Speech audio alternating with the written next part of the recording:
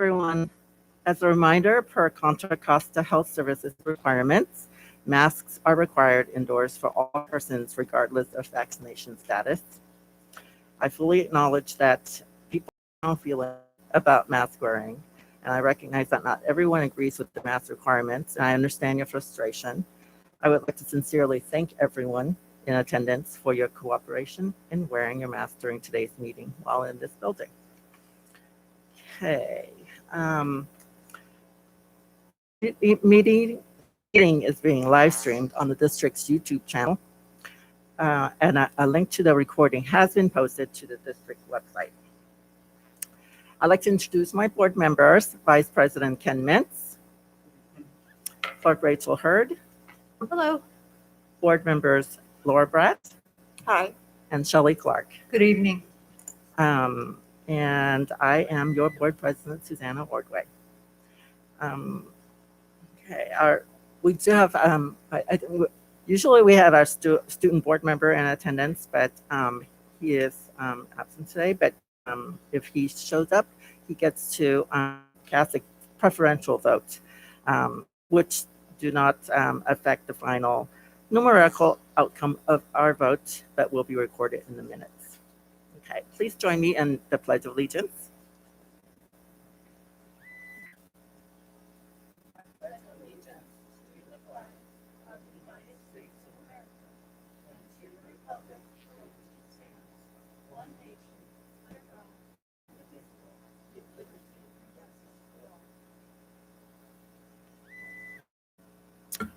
Okay, 6.0, report of action taken in closed session. There was no action taken in closed session. 7.0, may I have a motion to accept the minutes of August 24th, 2021? So moved. Second. The motion was made by Board Member Mintz and seconded by Board Member Bratt. Call out vote. Board Member Clark. Aye. Board Member Bratt. Aye. Board Member Hurd. Aye. Board Member Mintz. Aye. Board Member Ordway. Aye. The motion passes 5-0. Thank you. May I now have a motion to accept the open session for tonight? So moved. Second. The motion was made by Board Member Clark and seconded by Board Member Hurd. Call out vote. Board Member Clark. Aye. Board Member Bratt. Aye. Board Member Hurd. Aye. Board Member Mintz. Aye. Board Member Ordway. Aye. The motion passes 5-0. Thank you.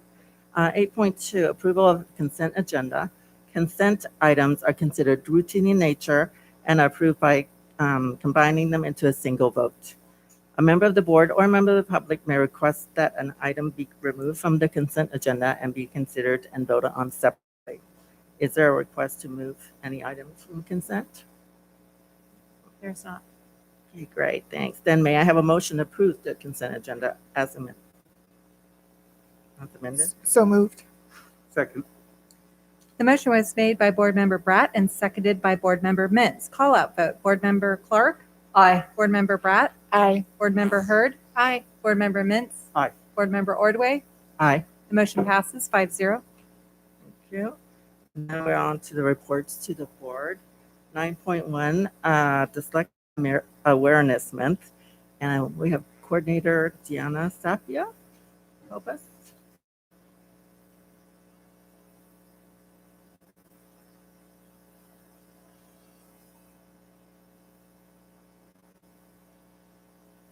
Thank you. Good evening, President Ordway, Dr. Malloy, and distinguished board members. I am Deanna Zapia, and I'm here to talk to you about the board resolution for October in support of Dyslexia Awareness.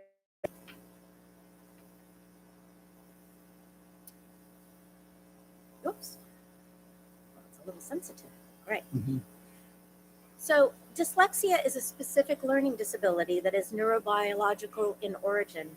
It's characterized by difficulties with accurate and or fluent word recognition and by poor spelling and decoding abilities. There are many myths or fallacies that go along with dyslexia, and some common beliefs that we have X'd out is that dyslexia is a reversal of BD or PQ, or the text moves on the page, or children are reading backwards. So what we want to really confirm is that the facts say that dyslexia is an auditory issue. It is genetic. It varies in intensity. It can impact speaking fluency, processing, storing, and accessing, and it can have emotional consequences. The difficulties typically result from a deficit in phonological component of language that is often unexpected in relation to other cognitive abilities. Some secondary consequences may include problems in reading comprehension and reduced reading experience that can impede growth of vocabulary and background knowledge. According to the state guidelines, the majority of people with dyslexia have a core deficit in that phonological processing component of language. The structured literacy approach provides students with explicit and systematic instruction that focuses on phonological awareness, phonological memory, and rapid naming skills. And you can see in the ladder of reading that we have 10 to 15% of all students that fall into that category with dyslexia, and learning to read requires that explicit systematic instruction. Scarborough's reading rope shows us how students learn to read or how they become skilled readers. The reading rope consists of lower and upper strands. The word recognition strands that you see at the bottom work together as the reader becomes accurate, fluent, and increasingly automatic with repetition and practice. Concurrently, the language comprehension strands at the top reinforce one another and then weave together with the word recognition strands to produce a skilled reader.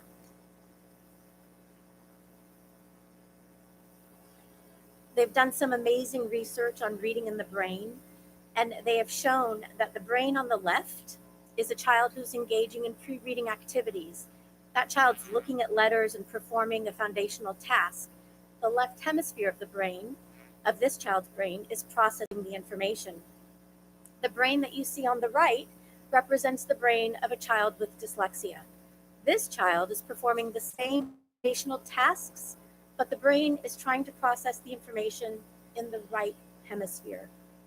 The great news is that the brain can be rewired through systematic and explicit instruction. Structured literacy prepares students to decode words in an explicit and systematic manner. This approach not only helps students with dyslexia, but there is substantial evidence that it is effective for all readers. You can see the components of structured literacy instruction, beginning with phonology and going to sound symbol association, symbol instruction, morphology, and ending in diagnostic teaching.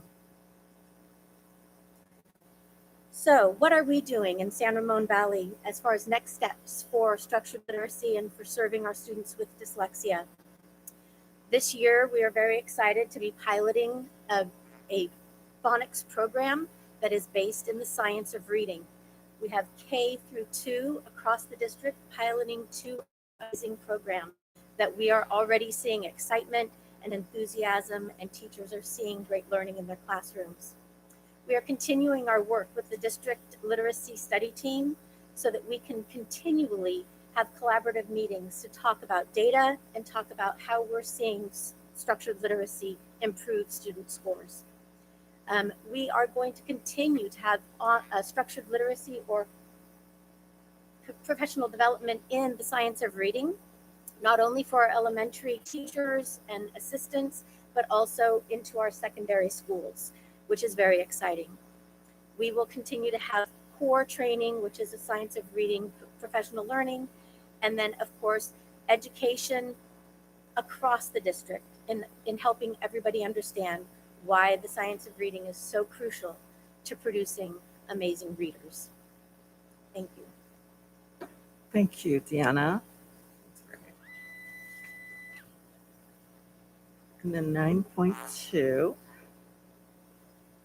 I'm sorry. Oh.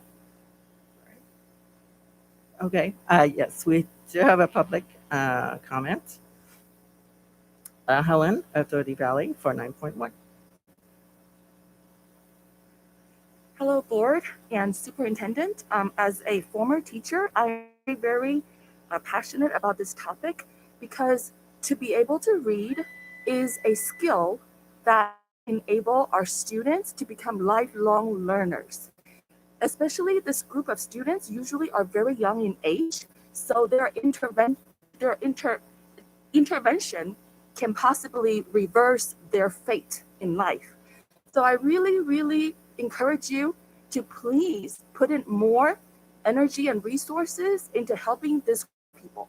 I have the following questions for our experts, though, because when I was a teacher, I wasn't specialized enough on this topic. But I would like you to please explore, are these students visually impaired? Obviously, it's not audio. So if we understand whether it's visual or audio, and if it's visual, is it just symbols or is it also pictorial? Meaning, for example, I was educated in Taiwan.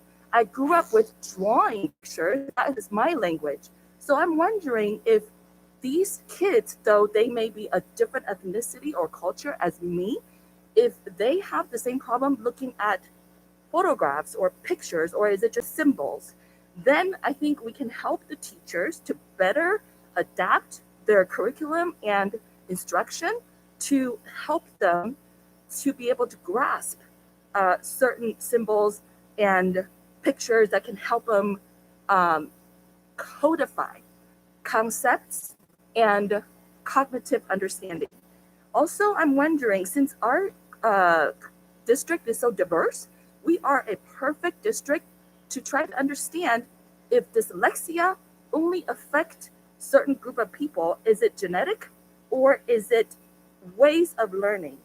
And I would encourage the schools to provide some sort of, fun club. These can maybe get together and learn to decode symbols and photos and make it fun learning. Just like toddlers, they enjoy decoding symbols and pictures. So thank you.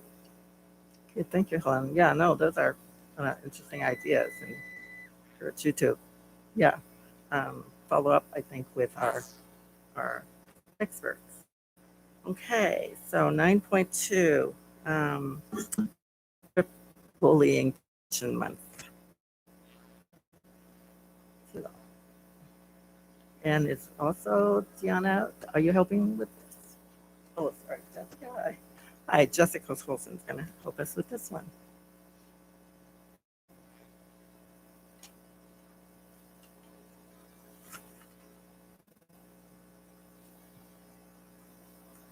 Good evening, trustees and community members. My name is Jessica Colson. I'm the coordinator for SEL and College and Career Readiness, and I'm going to be speaking about National Bullying Prevention Month, which I think incredibly so this year, more so than ever, is important. As our students, we have welcomed them back to in-person instruction, and many of our students, our staff members, and our community are dealing with the aftermath of living through a pandemic. And so we just really want to express kindness and tolerance and patience as we move through this year. So I'm going to speak to some of the things that our schools are doing.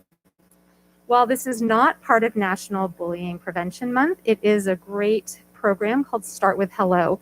It happens in the month of September, and the week of the 24th is the official call to action week. However, sites can choose to celebrate it whenever they would like during the month of September.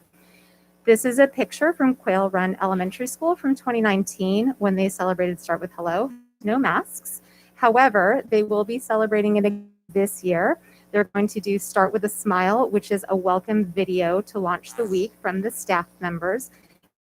A bunch of fun activities planned throughout the week, one of which is bingo and art projects at recess. So those are a couple of activities that are happening, and these are similar activities that are happening across the district for Start with Hello. Stomp Out Bullying really is the main focus for the month of October, and this is for World Bullying Prevention, not just national, but these are the topics for each week where sites choose to engage with these topics. They do assemblies around them. They have class challenges, really delve into being explicit in social emotional competencies that can help with kindness and tolerance. On October 20th this year is National Unity Day, where wear and share orange to show your unity for kindness, acceptance, and inclusion, and to send a visible message that no child should ever experience bullying. This is an example of a unity tree that some of the new elementary counselors that we have will be doing as projects at their sites.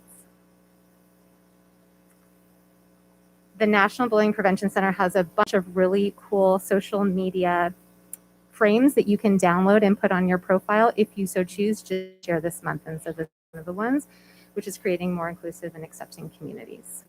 Thank you very much. Thank you, Jessica. Any comments? Okay, Helen, for 9.2.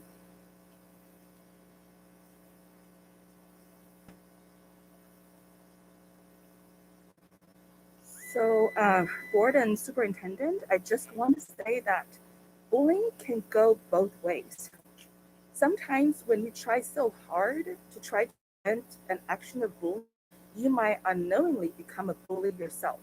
For example, I think your implementation of QR scan code can become a bully's weapon to hurt peers, staff, or other members they don't like because it is anonymous reporting.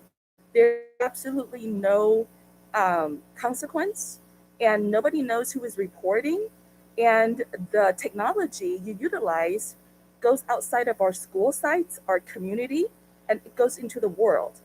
As long as somebody can get this scan code from our website or from somewhere, they can report on anyone. They can pull your name off of your website and report whatever. Now, my standing here is to urge you to please consider a countermeasure to protect those innocent ones. So when there is no actual proof or no factual evidence that proves that the QR scan codes reporting is legitimate or factual, I urge you to please consider deleting those reports when the children leave our district. And for the staff and administrators, they have the right to also have those be erased off of their record at a certain time. And I would recommend like 1 to 2 years, but it's at your discretion. But I feel if you're trying to protect somebody that you think is the victim without trying to protect the alleged bully's rights to remain innocent until proven guilty, we're going against the values of our country, and we are turning more and more communist. Thank you. Thank you. Although I think we do have a process, right, for for reports and stuff. Okay, 9.3. Okay, 9.3 is public comment. Just want to let you know that public comment will be limited to no longer than 3 minutes, and the board cannot discuss any items not on the agenda for this meeting. The views expressed during public comment are those of the individual speaker and do not necessarily reflect the views of the board or district staff. The district believes in an inclusive, welcoming, and safe environment for its meetings for all of our community. The board respects each individual's rights to express ideas and opinions. Pursuant to applicable law and board policy, the board will not prohibit public criticism of the board or district. We kindly ask that when making public comments, you refrain from the use of profanity, exercise tolerance of others and their viewpoints, and exemplify model behavior. Please be mindful that district students may be watching. You are encouraged to address the board and the public in a respectful manner such that all those observing, from children to adults, are made to feel welcome, safe, and respected. The board will not permit any disturbance or willful interruption of board meetings. Persistent or excessive disruption by any individual or group shall be grounds to terminate the privilege of addressing the board. Okay, first public comment card. Courtney Joyful.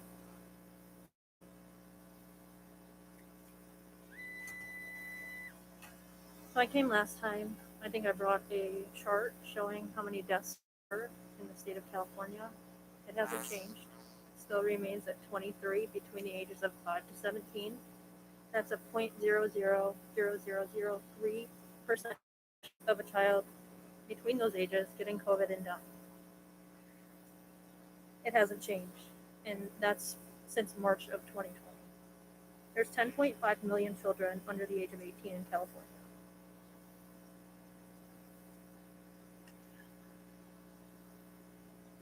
So, you know, I oppose masking.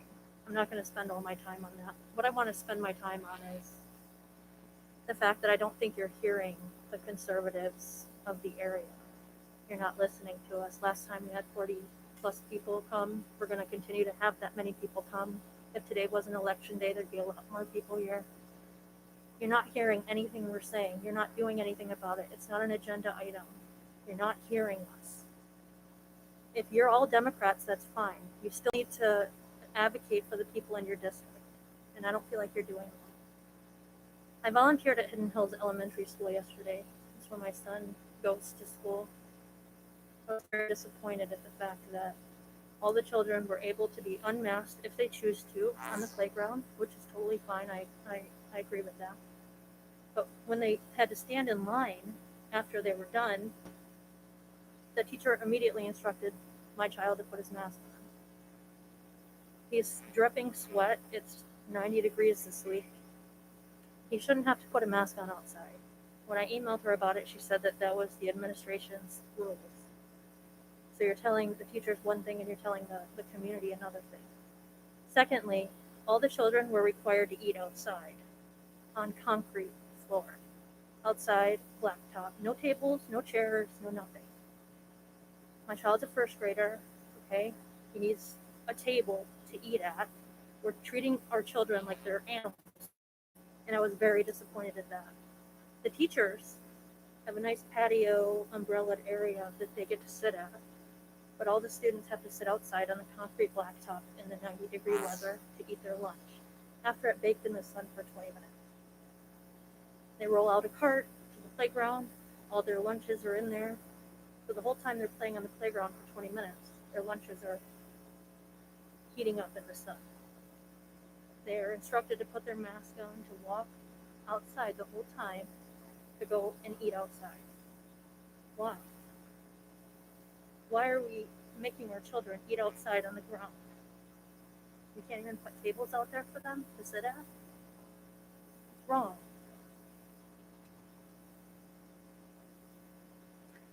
Okay, next we have Danielle Alm.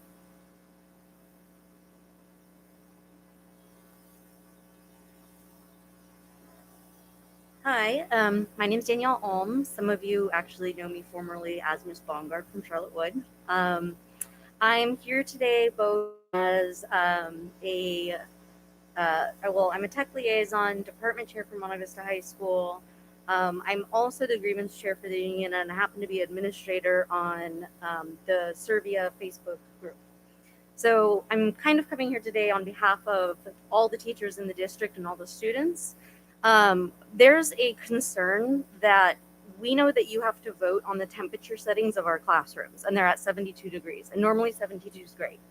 When you get 30 bodies or 36 bodies in a room, that can go up by 10 degrees. So our classrooms are somewhere in the nice 80-degree range right now. When we are, thank you for nodding your head, right? He knows what I'm talking about. When our kids are wearing 40-pound backpacks and sprinting across campus in 90-degree heat, and they jump into a classroom and put a mask on, and I'm 100% for masks. This is not a mask complaint.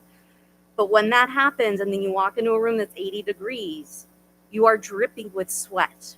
I am asking that you guys please, number one thing that's been posted on Facebook with teachers, consider adding an emergency agenda item to discuss temporarily 1 month, allowing us to take the degrees down a couple, maybe 2 or 3 more degrees on our temperature settings for our thermostats, so that we're not dripping in sweat the whole time, or at least our faces aren't. The second thing that I wanted to bring up is you guys are aware that there is a severe substitute teacher shortage. Severe. You guys did raise pay to try to help alleviate that problem. The problem is that you did not address the pay of your largest substitute teacher population, which is classroom teachers, when they sub on their preps. The problem right now is there are so many teachers who are out, either with COVID or quarantining, that we have teachers at every site having to give up their prep to cover other classrooms, sometimes on a daily basis. Our compensation for that has not changed. And right now, with the stress that we're going through and how hard we're working, giving up a 90-minute prep isn't actually losing 90 minutes, because then I have to give up another 90 minutes after school to get all the work done I was supposed to be getting done. So I'm losing not an hour and a half a day, but 3 hours a day during a time where I can't do any more. And just having that, again, temporarily addressed, temporary, it could be for this semester or this year, a temporary pay increase for teachers who are subbing on their prep, equivalent or even half of what we gave the substitute teachers as a pay increase. Their increase was 60%. It would at least help honor that we are really trying to make sure that these kids have a quality education. There are no substitutes available. And it's much better that, Thank you, Danielle. That's 3 minutes. thank you. Next speaker, Helen of Doherty Valley for public comment.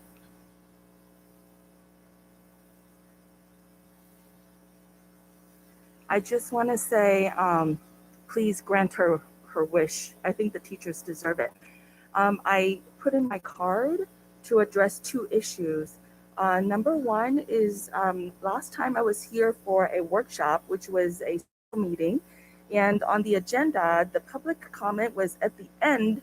And because you had listed public comment at the end of the agenda, I was entitled to 3 minutes, which you deprived of me, using the excuse that my public comment needed to be on top of the special meetings topic, which I wasn't even allowed to speak. So for you to become fortune tellers and to second guess me and therefore deny before I was even able to open my mouth, to me is authoritarian. So today I received an email from Ms. Fisher saying that the 2 lawyers have advised her that going forward, all of your special meeting public comment will be listed before and not at the end. So then that tells me legally, because of the way you had listed your public comment, you do owe me 3 minutes, which I plan to demand back next time when I attend your workshop. I know that there is another one coming.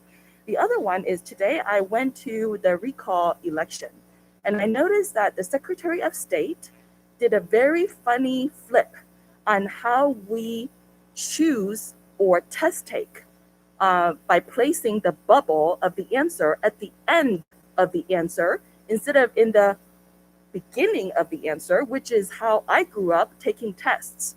So I don't know if this is Secretary of State's funny way to help someone eat it, or the fact that she didn't take too many tests herself because she can get jobs anyway, or whatever. So because currently our Secretary of Education shares the same color skin as our Secretary of State, I'm here as an Asian because they're trying to stop Asian students to be able to go as far as their ability can. I'm speaking up for all the Asian students. Please let the parents know how going forward these test formats will be. If they're going to put the bubbles at the end, I want to have the right to remind my student, be careful where the bubbles are placed, because the adults are trying to fool you and confuse you. Usually our culture, our etiquette, our common cognitive understanding is to put the bubble to an answer in the front. So if you guys decide to change that in a test format, please notify parents. Thank you.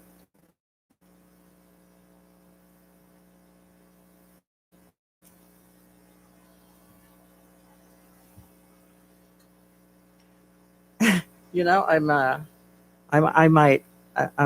was debating, but I think that before we proceed, I might take a point of privilege to say something.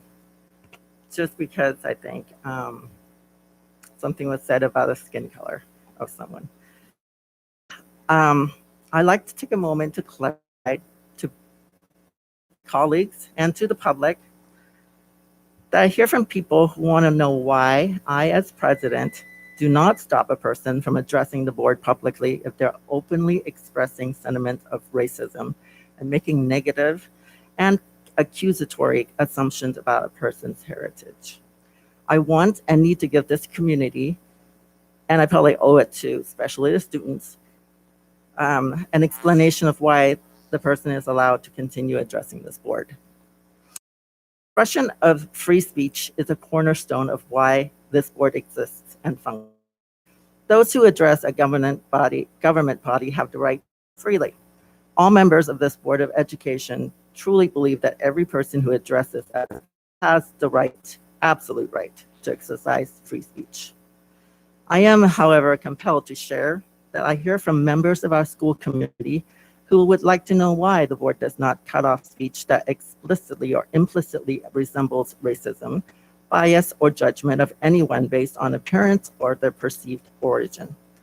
To those members of our community, I hear you, and I hope you understand that free speech rights afforded in our nation deny me the opportunity to cut anyone off. To our last speaker, while your rights to free speech are fundamental and will never be impeded in these meetings, many of our members of our shared community find your words hurtful and offensive. On a personal note, I am proud of my Chinese heritage, and I will not be attacked or accused of improprieties because of it. Thank you to my colleagues for accepting my comments are intended to clarify and console the members of our community regarding this matter. Okay, I'm going to move on. 10.1 action items. Oh, sorry. 9.4 report on the first month of school. Almost got you off. Superintendent Malloy.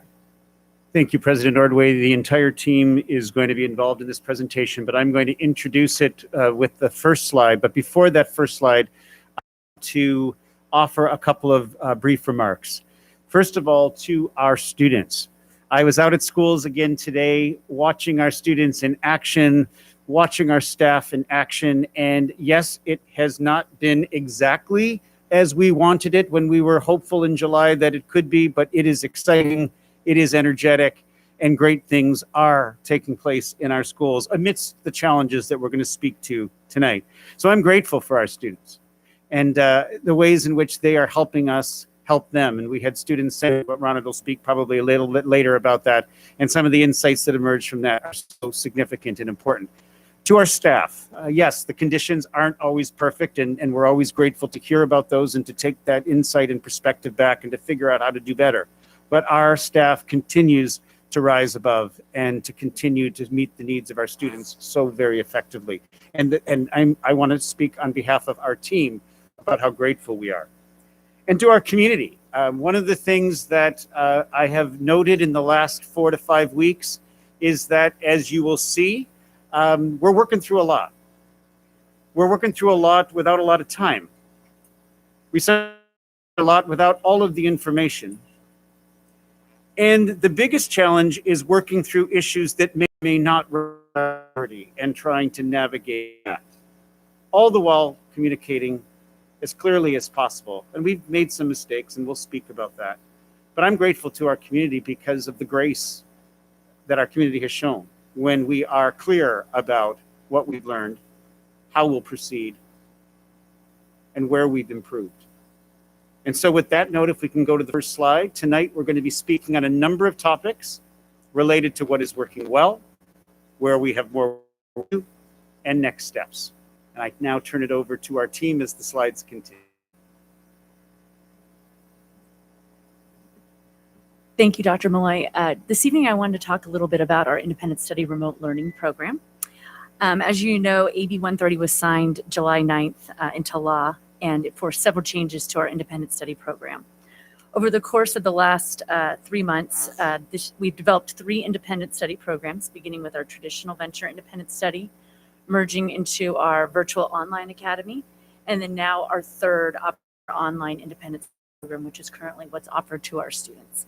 And that program is where our students have a combination of both online support and teacher support through Ingenuity and Fuel Peak Ed. To speak to some of the challenges that we've had with our independent study and remote learning program, it really does continue to be around staffing. Several of our secondary classes sections are filled with substitutes.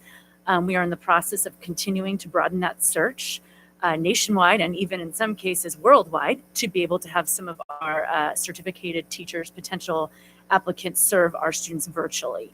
I'm happy to share that this week our principal has been working rapidly to address this challenge by moving forward several hiring packets, but it does still continue to be an area that we need to work on. That being said, next steps with our independent study and remote learning program, one of the biggest things I think I've learned through this process is the organizational aspects of being able to onboard students quickly. When AB 130 went into place, any student was eligible for an online independent study program. And at the same token, they're also eligible to return back to their comprehensive school site within 5 days. So we are obligated to do that for our students, which we want to move quickly with and we want to move efficiently with. So one of the things that we have put in place is a online enrollment process that allows students to both come in and out of the independent study program at a rapid pace. So we are extremely proud of the work that has been done up to this point, but we still know there are some challenges around staffing that we need to continue to explore. This year, as presented at a previous board meeting, our new director of child nutrition, Zeta Riker, came in and gave you a little bit of an update. And I wanted to just hit a couple of those points again, that with the new USDA National Lunch Program rules, this allows districts across the entire country to offer meals to students free of charge. And so that change has put some pretty big strains on the operational side of nutrition. And so the team has spent a lot of time meeting those challenges. They're feeding more than double the number of meals than we did pre-pandemic. That's thousands more each day than we had before the pandemic. So that just additional demand puts strains on an existing system. There's physical constraints in some of our sizes of the kitchen. There's, as Christine mentioned around independent study, we have staffing issues too. There's a staffing shortage across the board, and that in child nutrition is no different. We also have some shortages, or it's not shortages as much as it is getting available resources to do the menu we want to do.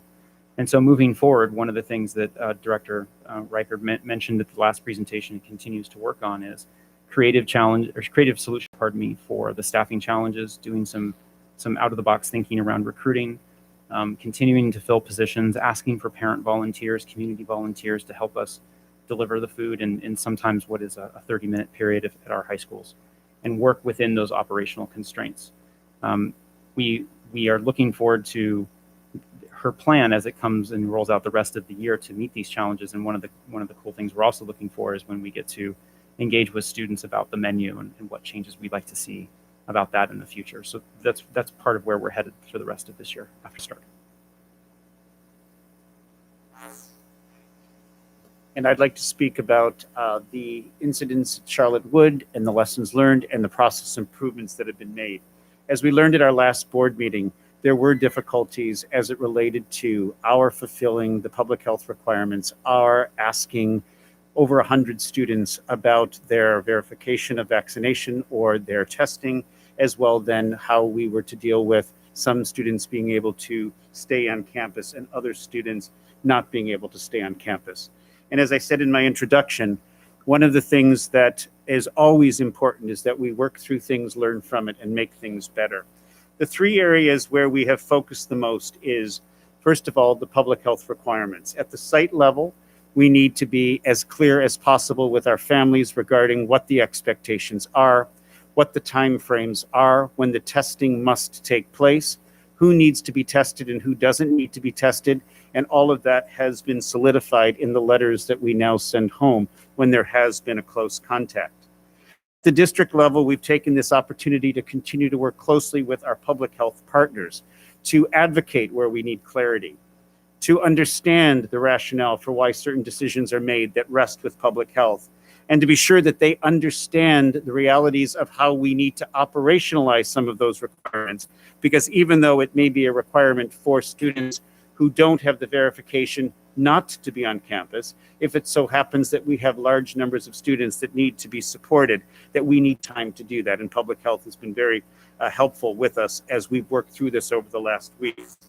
The next piece worked on our dismissal procedures. When there may need to be a response to the fact that either the data for vaccination or the data for testing needs to be shown, we now are looking both at the school level as well as all 36 sites, how students are invited to the office, how many at any one time, how we can provide the appropriate amount of privacy when that takes place, and to ensure that if students do need to leave the campus, that it's done by our existing processes, which in this case did not happen, and we have apologized to our community for that. The other piece that we do not have control over, and I need to continue to state this because it crosses my desk repeatedly, the fact that those who are vaccinated and those who are not vaccinated are treated differently in this system is not a system that we own. The fact that being masked or not being masked is an important element to how we must contact trace, again, is a distinction that we don't own. Symptomatic, asymptomatic, all of these things are part of what is required. And we need to figure out and have figured out ways to do that in the most private way possible so that no student feels that they've been divided by status, if you will, and that we do it in such a way that, as I said, is student by student and as sensitive as possible. But we've shared this with our colleagues at Public Health that no matter how we try to do this, if larger numbers are impacted, it is still a challenge, but yet each of our principals at 36 sites have now thought through the process that they will follow. So as I said, we've apologized, we have learned, we have adjusted our practices. And I'll close this piece by saying a number of people have asked me the question, why were you not prepared? And so I need to say to you, our board, and to our public, that safety remains our priority. And even though the processes that were followed at Charlottewood are not our processes, which is why they needed to be improved and strengthened, student safety still remains that commitment. But we're going to need to keep learning as things happen. Right now, today, touch this wood, we seem to have everything that we can predict understood. Something can happen next week that we haven't been able to predict based upon the fact that this is not our expertise. And tomorrow we could get guidance, requirements from Public Health that suggest we may need to do something in a certain time frame. And if that were to be the case, we would be expected to implement that. Sometimes we can predict it and be more prepared, other times we can't, and we simply have to figure out the best way forward. But the other lesson that I have learned in terms of communication is when we are expected to implement something, if we do not have the strategies in place, then we will be sure to pull a central team, which I'll talk about a little bit later together, that is basically now meeting every single day. It's our strategy team, because they need to meet just in case we receive new information that today we weren't expecting that might come tomorrow. So that's part of what we've learned. And though I apologize that it happened, I am always grateful as a learning organization that we have concrete improvements that flowed from it. All right, up next we have the strategic direction and the strategic plan. I think the side that we are most passionate about and what we have signed up in education, this is this slide. I'm excited to share that we have spent a lot of time, and I do want to give a huge shout out to Petish, our Executive Director of Curriculum, who has spent a tremendous amount of time focusing our attention on the strategic directions and the principles. And really, the last couple of months, we have spent increasing their awareness around professional development and what the actual directions are. The place where we are finding we are struggling the most is time. Time to really have quality time with our principals and our leaders to examine the directions and to be able to set the tone for how that's going to look like on each of our campuses. The work that we're most excited about is really taking the opportunity in the next few weeks to get our district committees up and running. And once those committees are up and running, we're going to be an app which our community is going to be able to continue to provide us feedback on how we're doing with our strategic directions and plans. With that, we're so excited about taking our leadership down to the local level. Each of our school sites really having the opportunity to develop their own site directions own context around what their school community needs based on the individuals on their school site. So we're really excited about this slide, and we have a lot to kind of share going forward with where our directions are going to take us. Okay, so with respect to staffing, I'm pleased to mention something tonight that I think is noteworthy, considering that the environment that we're in right now. I had committed to this board and to this community to making sure that on the first day of school there would be a certificated employee in front of every single class of students, and that was absolutely true and the case at every school throughout the district on our first day of school. It may not have been a fully contracted teacher. It may have been a substitute teacher, but we did have a teacher in front of every group of students on day one. Now, 10 years ago, even 3 years ago, that wouldn't have been newsworthy because it was, and it should have been a basic expectation. But because of the environment that we're in, it's cause for acknowledgement and, from my perspective, cause for celebration. This is because the new school year has brought about some of the greatest and most unique staffing challenges that we have ever faced in public education and in the San Ramon Valley Unified School District. We're having similar colleagues with conversations with colleagues in districts throughout Costa County and in other parts of the Bay Area, and we understand that these reports are literally being made from school districts throughout the entire state. What are some of the reasons for these shortages? First of all, for us, normal attrition. Every single year brings with it resignations and retirees. This year was no different.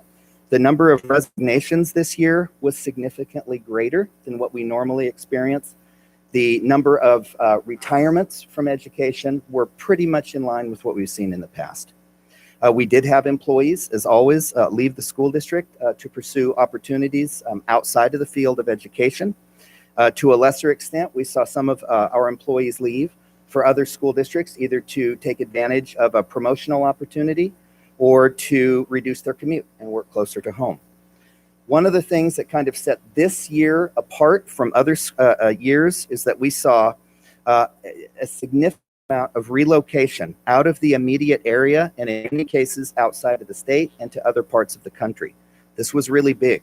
It was big for certificated and classified employees. It was big for less senior and seasoned long-term employees to the school district. We heard repeated stories about employees leaving for Idaho, Colorado, Texas, Florida, North Carolina, and it was much more common to hear that this year than it had in previous years.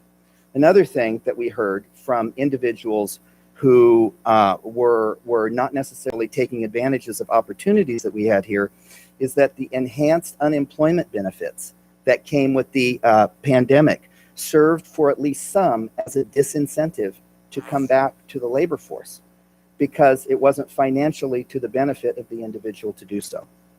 And quite honestly, in this environment, returning to school in a COVID-19 environment was, for a variety of reasons, a source of concern for some individuals. We experienced our first wave of resignations just 3 months after we went into the shelter in place at the end of the 1920 school year.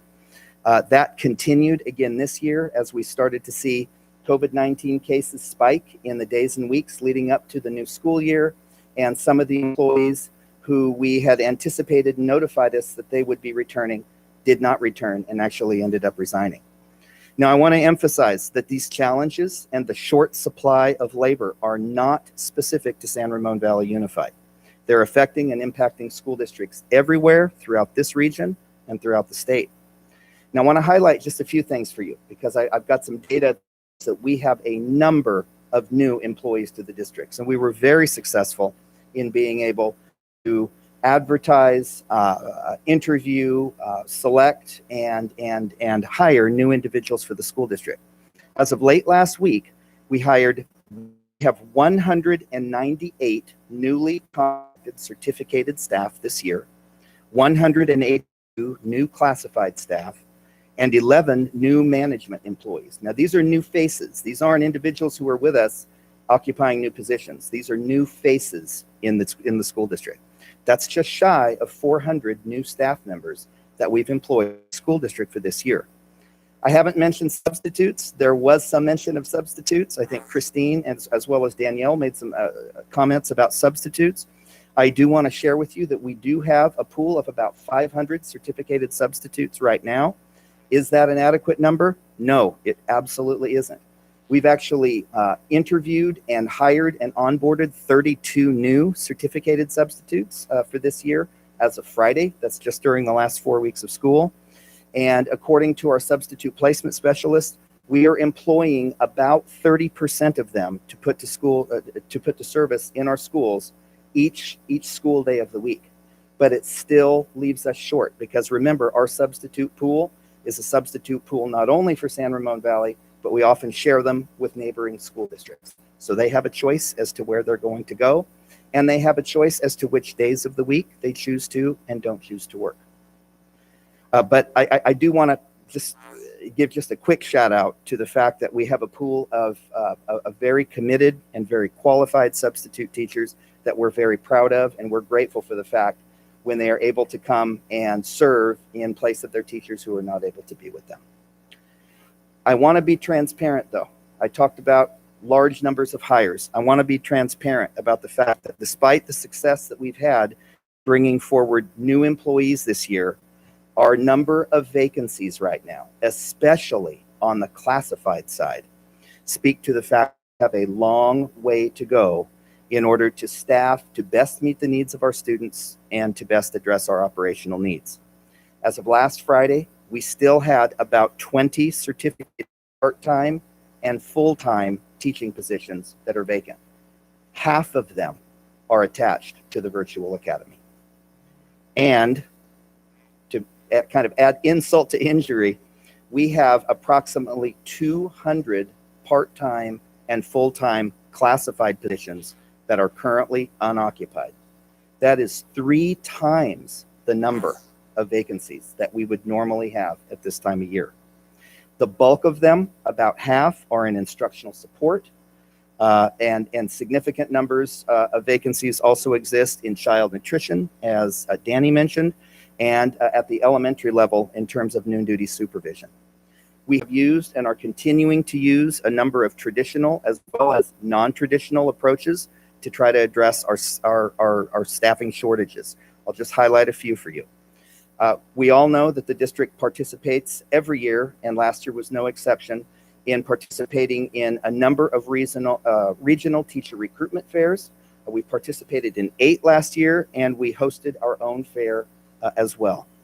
We have maintained an active presence throughout the summer months, and we continue to advertise and recruit for our certificated and classified positions on edjoin.org, which is the leading online source for securing employment and education, on our district's website and on social media, including Facebook and Twitter.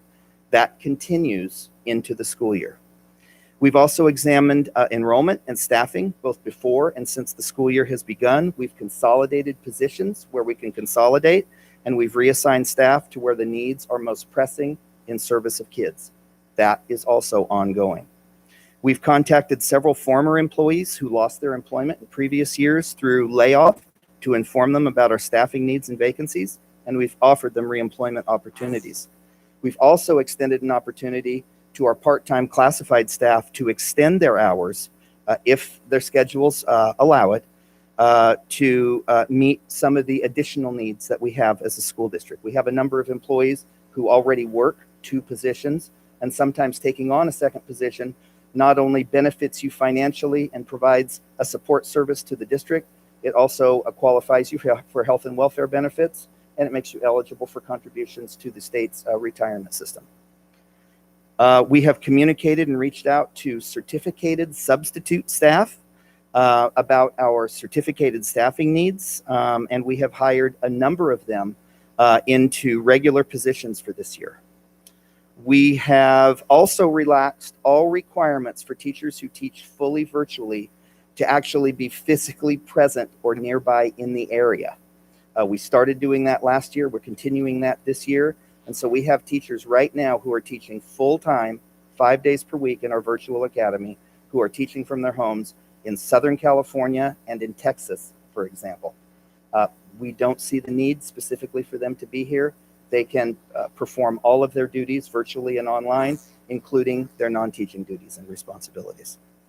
Over the next couple of weeks, I just want to highlight our classified department has planned and has collaborated with the child nutrition leadership, transportation, special education, and custodial services to host an online information and recruitment fair about the positions that we have available. Our first one is going to be this Thursday afternoon.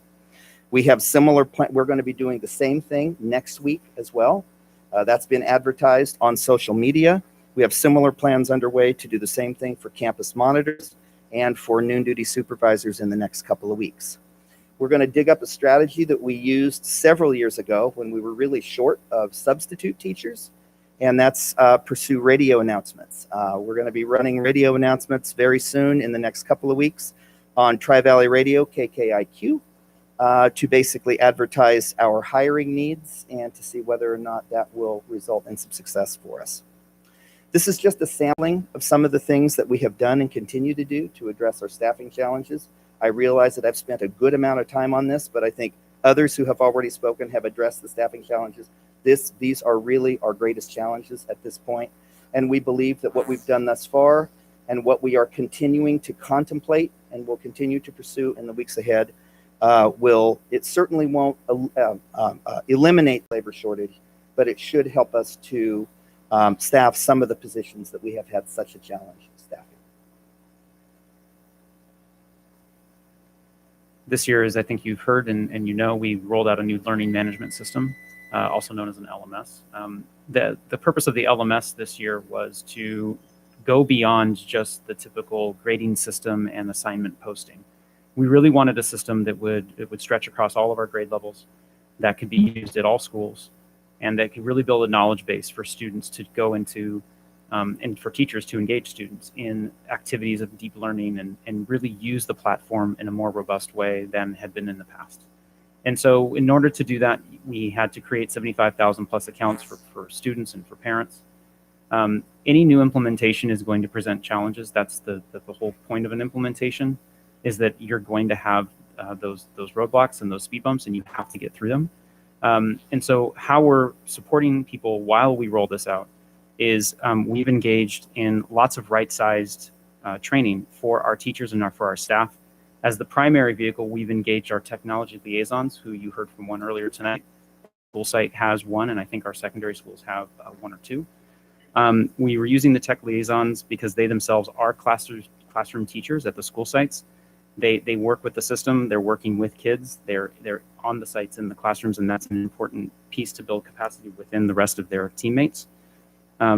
They're doing more than just the day-to-day features like grade books and assignments. That's the focus right now. But eventually, as I mentioned, they really want to move into developing training on how to deploy deep learning activities in our LMS. So I'd like to take a second and just say thank you to our tech liaisons. I don't know if they're still here. I know many of them may be listening, because they are the key delivery and vehicle of support for our teachers and staff during this important implementation.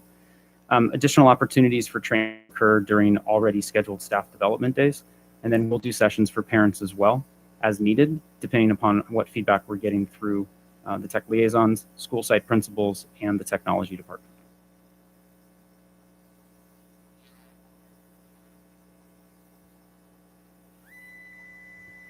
We're very appreciative of community's participation in our COVID testing program to date. Starting on Tuesday, August 24th, a PCR-based COVID testing access point here at the Education Center. The service has been provided Monday through Fridays as well as Saturdays. There's sign up and further information on our district website. We understand that there's been, and even to our own labor shortages, there's been a shortage in the industry of COVID testing to labor, but we're very appreciative that we've been able to secure labor, third-party labor capacity, and also third-party labor supplies. I'm sorry, third-party testing supplies. Additional COVID-19 testing opportunities are coming. We are set to deploy site-based rapid testing, which are not required to be sent to the lab overnight. They are they're administered live, and 20 minutes later, results are finalized This will require all of our students and families to sign up. To date, actually, we've had almost 10% of our families already sign up in the access point that we have at the Ed Center. This is the same vendor, third-party vendor, and so we can build on that 10% sign up and get a critical mass so that when a rapid response team does arrive on a campus, they can administer tests to the entire class. The reason why we need people to sign up in advance is because we don't know which classes may require the rapid testing for close contact and other modified quarantine purposes. The communications team will be sending out instructions shortly to the deployment of that rapid testing capability. In addition, are working with the California Department of Public Health CDPH program to directly provide more COVID testing vendors. We have chosen what's called an end-to-end service, which means the CDPH will contract with the vendor directly and then send them to our school district. The vision is that that program would help us with surveillance testing once there is sufficient or adequate labor to send our direction. The very good thing is that we have secured our PCR testing access. Other districts have been less fortunate, so we feel very fortunate that we have the COVID testing that we do. Other than testing, there's a couple of other updates we wanted to provide you around COVID-19. We continue to implement the state's requirements and the county's guidance around contact tracing and COVID-19 case investigation. Our principals and school site office staff took on this incredibly complex task of contact tracing, creating internal systems to identify close contacts, notifying families, tracking attendance, tracking symptoms, and tracking all the return dates. To do this successfully, our individual sites and their staff have had to work many additional hours on the weekends to ensure that this was done successfully. I'd like to take a moment to thank all of our site principals, our office managers, our office assistants, our attendance clerks, and the remaining clerical staff for doing what was necessary to keep students and staff safe. This was a monumental task. They had to build it as they were flying it. And this is no better example than that euphemism. So thank you for all of your work on that. Moving forward, we have centralized this process, and we have a team of retirees, retired administrators, who are working hand in hand with our schools to ensure that the work continues, but we're taking it off of their site as much as we can, taking it off their desk, because they have a school to run and they don't need this extra amount of work. We also know additional challenges. We know that as winter approaches and common become more prevalent, it's going to become more challenging to differentiate between COVID symptoms and the regular flu or cold symptoms. Some of the challenges we anticipate will not only be due to colder weather, but also air quality. We also know that this month we must implement recent guidance for extracurricular activities and athletics. And per the CDPH, students will need to be tested weekly to engage in these types of activities. We have worked with our school site principals to develop plans to pivot on days where the air quality limits outdoor activities, or when hopefully later this winter, we see rain falling from. As you just saw, and as Mr. Medici just went over, we have a testing strategy that will address the latest testing requirements for extracurricular activities and athletics, and that will be communicated this week and rolled out next week.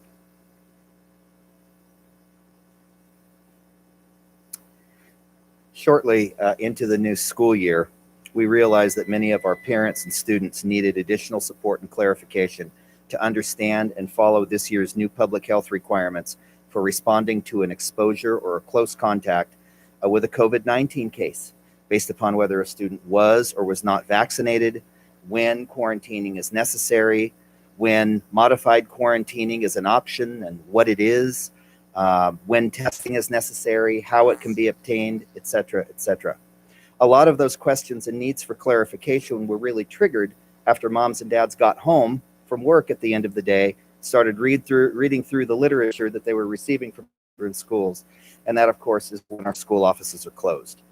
So to help address those needs and to help provide an immediate response to families who have questions around COVID-19, and the information they're receiving from their schools.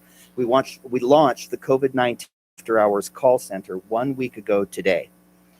Each week now, between Monday and Thursdays, 6 to 8 p.m. So tonight's group just a few minutes ago, one from our community who needs assistance can call our dedicated call center line and get a hold of a staff member who's been trained to answer questions and provide guidance pertaining to COVID-19 information that they're receiving from their children's school at home. We've staffed the call center with the very same employees who are working with students, families, and staff full-time during the school day around these issues. Generally, our classified staff, and specifically office staff and health para support staff, who have generously agreed to work beyond their regular hours in the evening to support our community in this manner. I've told them this, but I want to shout out to them in public tonight how much we appreciate them for their willingness to do this. We've got a small army of, I think, 22 who are going to be rotating a couple of times per month. At least our plan right now is to move forward, rotating them through so we're not overworking them. But we're very appreciative of the fact that they have volunteered to do this, and they are doing an absolutely fantastic job. Tonight was our 5th night of operation. I will tell you that we're receiving an average of about 9 calls per day right now. We've had a high of 16, and the very first night, I don't think we received any calls until about the last half hour that we were there, and then we received 4. They were very pleased to receive 4 within that last half hour. But very, very positive feedback among callers and on social media about this new service. We plan to continue to maintain it for as long as it satisfies our community's needs.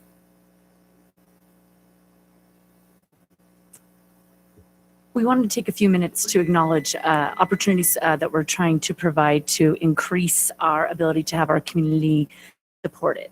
The first lines of defense is always our school principals. As a former school principals, we want to encourage parents to continue to go to their site administrators, their counselors, their teachers for questions that they have pertaining to a specific school site.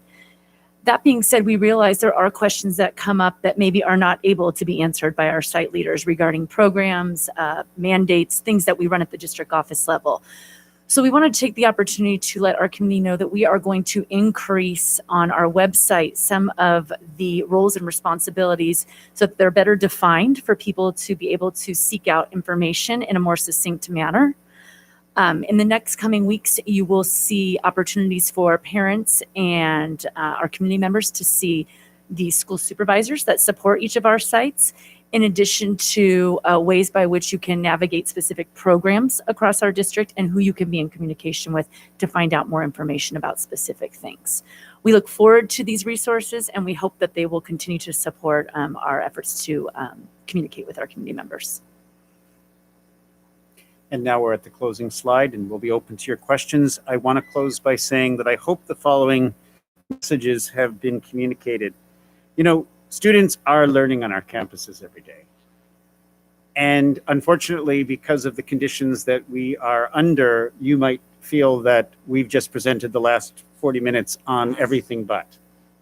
But I want to emphasize students are learning each and every day on our campuses. Our staff is there making that happen.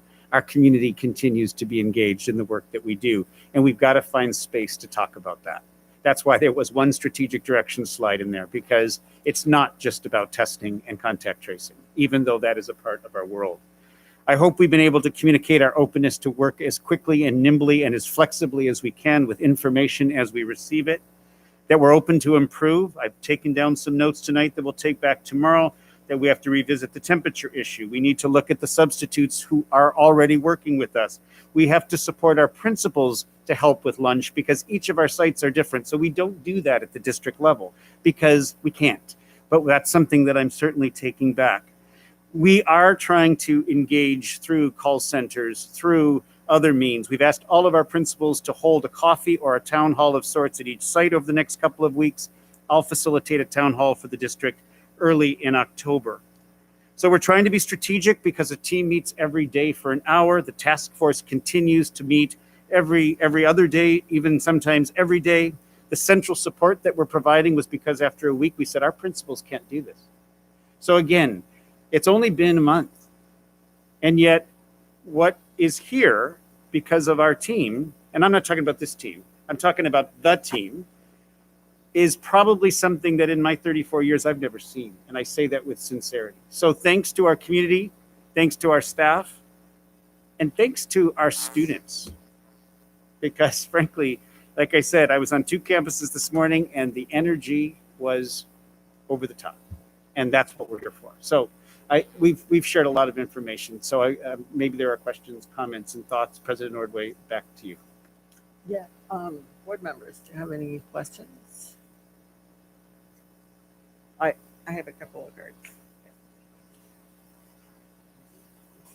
Going through. Okay, Helen of Doherty Valley on 9.4.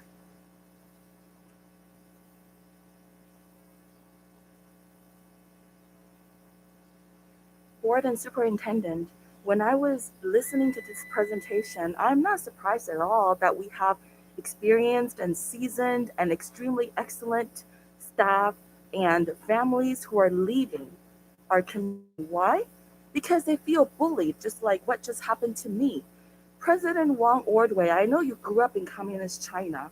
I feel it was very wicked of you to use your privilege during public comment to put words in my mouth. Maybe you don't understand what's going on, as sometimes when you conduct you often deprive me of my minutes or you ignore my cards. Excuse me, Helen. I addressed Shirley Weber, who is Black Point of order, and who please. is Secretary of State. And Excuse so me, is Helen. Please Tony stay on Thurman. topic. The topic I is am. the first month I am. of school. Tony Thurman is the Secretary of Education. And if my student First month was of going school. to mention This is the last a warning. If you can't stay on topic, we'll have teacher to stop who it. you hire, because now we're losing a Microphone. lot of excellent white teachers, and you are going to bring back in the name of equity and critical race theory. Then as soon as my student mentioned Black, oh, now we're sinners. Go ahead, condemn us, lock us up, jail us. It just proves how communist you are. Again, the few points of speakers are on the individual speaker, and the district and the board not necessarily agree with that point. Okay, Courtney Defoe.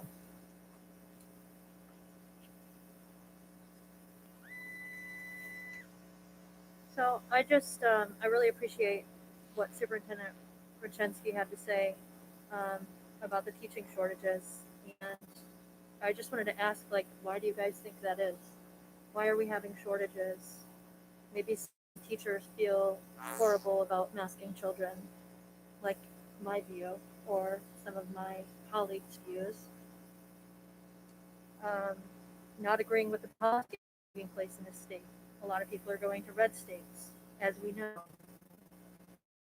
In my specific child's class, he's very hyperactive, okay? So he needs help. There's one teacher for 25 kids. And so she's constantly sending him to the office because she can't deal with him. I'm like, well, can you just get a helper, somebody to come in and help? Well, we'll have a meeting of some sort at some point. They can't even schedule the meeting probably because of the shortages. I don't know. As far as the volunteering goes, which he also mentioned, there was one person outside besides myself during the first grade and the second grade lunch recess where there's almost 120 kids. So 2 people had to kind of look over 120 children, which I thought was unacceptable. I work full time, so going and doing something at 10 to 12 was something that I wanted to do because I wanted to see what was happening. I wanted to see if my child was being instructed to be masked outside or what was happening. Again, you talk a lot about inclusivity, but again, I don't think that you're being inclusive. You're not honoring all the views and advocating for those that don't think like you. Second thing I wanted to talk about was the COVID testing. How many families are getting tested that do not have an exposure notice? I think last time there was a board meeting, There was a lady that asked for a column of mild, severe, and moderate cases. Well, I want to know how many people are just coming in and getting tested because they're scared. There's probably those individuals that are driving around in cars alone with masks on. Would be my guess. Maybe riding around in a bike, nobody's around them. They're still wearing a mask. Crazy. And then people working on the weekends due to counts when there's asymptomatic kids doesn't seem like a very logical thing to me. We've had 45% of reduction in cases in Contra Costa County. It's on the coronavirus.cchealth.org site. And that makes sense to me. Why? Because kids haven't been in school. So of course there was going to be an uptick in case counts when school started. So that school's in place, or they're obviously decreasing. We're still not acting on the science. Thank you. Okay. So, question. I actually have one, and I was going to ask this actually during our discussion on the budget, but I'm just wondering, how many students do we have right now enrolled? 30,003. Okay. Wow. Okay, very specific, 30,003. And so we're actually, I mean, yes, I think with the staffing, sounds like there's a lot of challenges, but there's staffing problems not only education, right, in public, in schools and stuff, but all over. But we are still, like you said, we have a teacher for every group of or class, right? It's not like there's some kids or students that don't have any teachers. That's correct. And that is correct when you include substitute teachers, where regularly contracted employees are still in the process of being identified and hired. So in some cases, it is a substitute teacher who is essentially teaching and running a classroom at this point.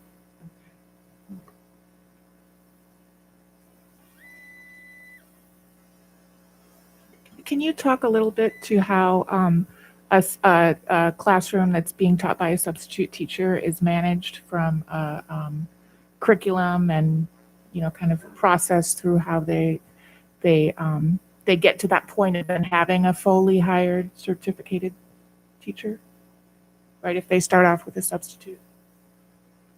So I know that what happens in many cases is that, and one particular school comes to mind right now. It's a school that has not one but two foreign language vacancies. Foreign language is very, very, very difficult to fill type of area. So what's happening is that there is a teacher at that school who has been asked and who has agreed to provide additional support to those substitute teachers by developing lesson plans, meeting with that teacher, meeting with those teachers, going through curriculum materials and those types of things. We're compensating that veteran for doing that work, and the principal and the assistant principal are checking in regularly with those substitutes to see how things are going. Interfacing with the world language department, as necessary to make sure that to the greatest extent possible, the quality of program that's provided to the student is at acceptable levels. Does that help? Yes, no, that's exactly what I wanted to hear. Yes, thank you. That's good, because we don't just want, a substitute teacher that is doing they're doing their job, but do they have the continuum of curriculum that's needed to be able to, move that coursework forward? So that was my question. And then just with study, what is the ratio percentage of students that are moving in and out, in that 5-day span? I would have to look into that. I don't have an exact number. I would tell them the site. But I would have to get some more information around how many have exactly gone back. Yeah, in general, is there a lot of movement, or is it? Just generally speaking, I don't. I would not want to offer any comment till I look, because I will be honest, it changes daily with kids who are coming in and kids that are coming out. So I would want to check in with Sandy Catarus, our enrollment coordinator, just to make sure. And just to clarify, we aren't able to promise a return to their home school, to a school. And the only reason we try homeschool, but it can't be always the case, is because the biggest challenge that's happening across the state, not just in San Ramon Valley Unified School District right now, is we understand the importance of trying to facilitate this movement. But the way staffing works, it just doesn't happen that easily. Add the staffing shortage on top of it, and even if we had an infinite amount of dollars to just hire people, that isn't even open to us as well. So the movement back and forth is one that I know superintendents across the state have communicated regularly about, but we'll be sure that we share that information regarding the actual movement back and forth. Thank you. I have a question. So we're mandated to do the testing and the contact tracing. Are we getting any help with that financially? And have we expended all of our COVID funds that we did receive initially? So where are we at, and what is the cost this is that the district is bearing on this? So before Greg speaks to it, let me just clarify that we are not required to test. We choose to test to assist the contact tracing process because our goal is trying to keep kids in school. And what we were hearing is that some of the other testing opportunities weren't able to allow us to fulfill that commitment. So we then made that decision to provide that opportunity. Some districts are, some districts aren't. I just wanted to clarify that, but over to the financial piece. Through October 21st of this year, there is a federal program that subsidizes testing directly to providers and labs. So the district does not see any of those dollars. That program is also part and parcel with people's individual insurance. So the 10% of families that have signed up to test at our access point have also submitted their insurance. A few staff members, myself included, so that I could go through the process, submitted. It's a very quick and easy process. So there is no cost to the district to that access point, at least through October 21st. And there is a strong belief, very similar to last year, that the federal government will extend the testing program. And then secondly, in terms of Sacramento's commitment, the California Department of Public Health has offered third-party resources for testing services. The end-to-end, END, end-to-end program that we selected will be completely paid for by California Department of Public Health. No dollars will be sent from the district or received by the district to have those resources. I think the additional piece, though, is that the contact tracing is costing us dollars, time, and additional resources, retired administrators that we've deployed both centrally and locally. And Greg, if you could comment on the lack of COVID dollars that are left for this purposes, which means it has to come from our general fund. Correct. The board on May 4th earmarked the remaining COVID dollars for both this school year and next school year. We do have a $2 million safety earmark, which is in part paying for some of the timesheets and other pieces that are required for contact tracing. Thank you. I had a question on the new testing, the site-based rapid testing, which I don't believe has been there in past weeks. So will this serve in replacement to the current procedure, which is to go out and, to the best of my knowledge, get an appointment, get a negative test, and then be allowed to return to school? Or is this simply to allow them to stay in school, but still exercise like a modified quarantine, for example, until they can produce a formal negative test?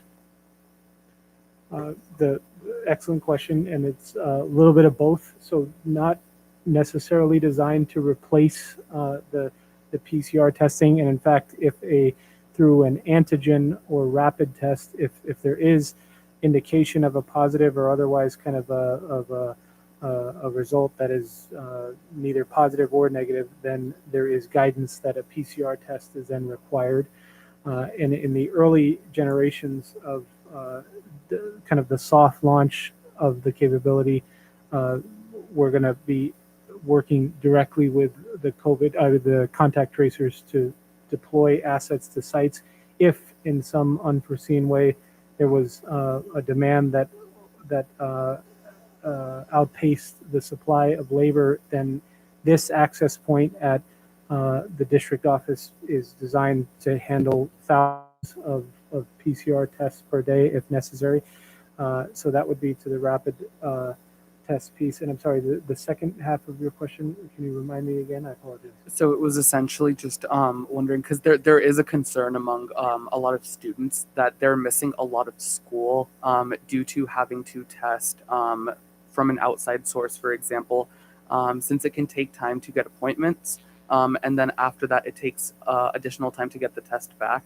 So with this rapid testing system, would they be able to simply test at their school and then return to school the next day if they test negative, for example?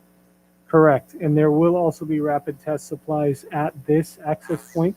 So the sign up is very user friendly, and in terms of kind of an appointment, there's, for all intents and purposes, infinite appointments once people kind of want to come in for a given day. If they come here to the Ed Center, there are staff that will be able to help them, and otherwise there are directions right on the website. Very simple for an iPhone or an Android sign up. So for sure, the big picture goal and working with the COVID task force is that students, especially in modified quarantine, especially where they're over 12 years old and have been vaccinated and masks, staying in school is the goal. And I understand Superintendent Hillman may have some more insight on this, but basically once our families have tested on or around day 3, we're working with them, obviously knowing that that results are in process, and we want people to stay in school under a modified quarantine scenario where they're asymptomatic. And if I could just add, because I don't want to overpromise and underdeliver, and I think I'm reading your question in a way that until we get this much more polished, it could be an overpromise and underdeliver. At first, we would deploy based on where the strategic need was. And then as the supplies emerge and our ability to staff it continue, we'll strengthen that process. The reason I'm saying that is because if this message tonight made our students feel that they all could just come to the curb, that isn't necessarily what we're capable of doing right now. But the good news was 2 weeks ago, we didn't even have access to this part of the plan. So now we're saying we got the district office sorted out, and now we're going to turn our attention to the next step, because we've been given, as Greg shared, a lot more confidence that the inventory is going to be there. So now we'll start the next step, and we'll be sure to communicate to our community and, of course, to the board first regarding those steps. Okay. And then will a similar process be used? Because I know we mentioned the extracurricular and athletic activities. Would that be a similar process where we have site-based testing or testing available at the district for people involved? Or is that a separate? Similar process. So I have visited our COVID dashboard numerous times, and that tracks positive cases, correct? Are we tracking the number of students who are quarantined or in modified quarantine? The individual school sites are tracking that. It's actually a conversation that Assistant Superintendent Eduardo and I are having, because we are going to have to start running attendance reports, very similar to what we used to do, the School Attendance Review Board. Those sorts of reports are going to be very helpful for us to understand how many students are out at any given time, and then also the cumulative number of days they've missed. That's going to become a data point that we need. So we haven't run those yet. We have a process that we're hoping that will help us do that. I'd be really interested in just having a sense of how big. Thank you. I had just one quick question about nutrition, and just wondering, I appreciate the update, just wondering, are we finding that we're serving all the students at this point who want to participate in the lunch program and doing it in such a way that they're able to eat during the lunch period and not have to stand in line too long and race through lunch. In short, yes. The biggest pinch point, as Director Riker said during her presentation, is that the high schools where you have a single lunch period, it's 30 minutes long, and you really need to get the front half of that period, the majority, if not all, the lunches out, so students have time to actually consume them. Has been the biggest challenge, and so she has moved staff. Remember from her presentation, people from elementaries, she's gotten volunteers, and they have decentralized the distribution. So you're not having to walk into the kitchen to grab the prepackaged item. You have several tables all over the campus. So my understanding is that some of the early challenges that we had the first week of school around certain students maybe not getting what they wanted or not able to get anything at all, that is not occurring now. And also that they're having time to eat as well. Is it exactly where we want? No. Is it the exact menu that we want? No. And that's some of the work that she's doing now to develop those items for the future. And I just had a meeting with her earlier this week, and I can tell you, incredibly excited to get in front of students and have the conversation about what they'd like to see included in their menus. That student voice is really important to her, and so she's gearing up for that. But she has to first make sure that all the operational things are there, make sure we're meeting the need on a daily basis, and then she can start to think about developing what it's going to look like in the future. Okay, but at the point, some of the issues we were first seeing, like students who may be on a strict vegetarian diet, not having to take a meat, for instance, that there's more opportunity for a choice of what you're actually taking that's in place at this point. That's my understanding, yes. Okay. If I can just make one quick comment, I just want to thank the whole staff. Really appreciate this presentation and the organization that was put into the various topics, but really our entire staff. When you think about it, time last year, we were going through a tremendous amount of change in trying to deal with the lockdown and and everything that was having to do with COVID at that point in time. And of course, everyone was hoping, even when this whole thing started early March of a year and a half ago, that it wasn't going to be going on and on. And just from this presentation, it's so clear all of the additional steps that we've had to take here in the school district to continue to provide the type of service that our community has come to expect, and doing it with a constant amount of change. This entire presentation, Dr. Malloy mentioned, we didn't talk about academics at this point, was about all of the adoptions and pivoting that our staff has had to go through, right down to our teachers and our classified staff and our students and family. And I just want to point out that this is not unique just to our school district. It's across the entire state. It's across a good portion of the country as well. But I'm so proud of the efforts that we're doing locally to meet those challenges. And I really appreciate this presentation, particularly to show all that's been going on, even during this first month of school, and the amount of change that we've had to do even within this month. And hopefully we start seeing some stability, but I'm very sure that we're going to be able to step up to the challenges as they continue with staffing and everything else. That staffing issue particularly is one that has become so critical on so many different levels across this country. And I'm glad to see that. I think a lot of it has to do with the quality of our district, that we're able to attract and retain a lot of folks, but it doesn't negate all the issues that everyone is facing in trying to get the kind of staffing that we all would like to see right now. But again, I just want to take that time and thank you all for all of the excellent work that's going on behind the scenes, including recognizing things didn't go right and being able to pivot to make the changes to get us on course. And I think that's been a critical element as well for all of you. Appreciate that support. Yeah, no, I like to echo, because usually our first month of school before it's different, very different. So I really appreciate, yes, all the stuff, have to make adjustments and do things and in ways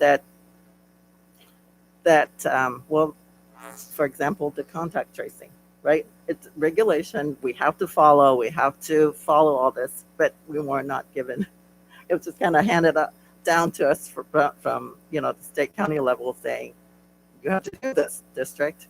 So really appreciate that. And of course, appreciate the families and the students too, because during all this change, right? All this movement and change, there's of course hiccups and very different ways of doing things that we were, that we're used to. And yeah, just want to kind of thank you, families. Sure, of course. President Orway, I did forget one thing that was in my notes that I reflected on, and it's in response to not just the comment tonight, but comments that we receive. And I just want our community to know that you've been clear in your direction, and this is how staff is trying to fulfill it. We do try to listen to everybody, and our community doesn't agree. And if you listen to how districts are managing things, there are districts all over the state who are maybe fighting public health requirements through resolution or exceeding and asking that more is done than what the public health requirements are. And our inboxes are filled with people who would like us to be on either side of this.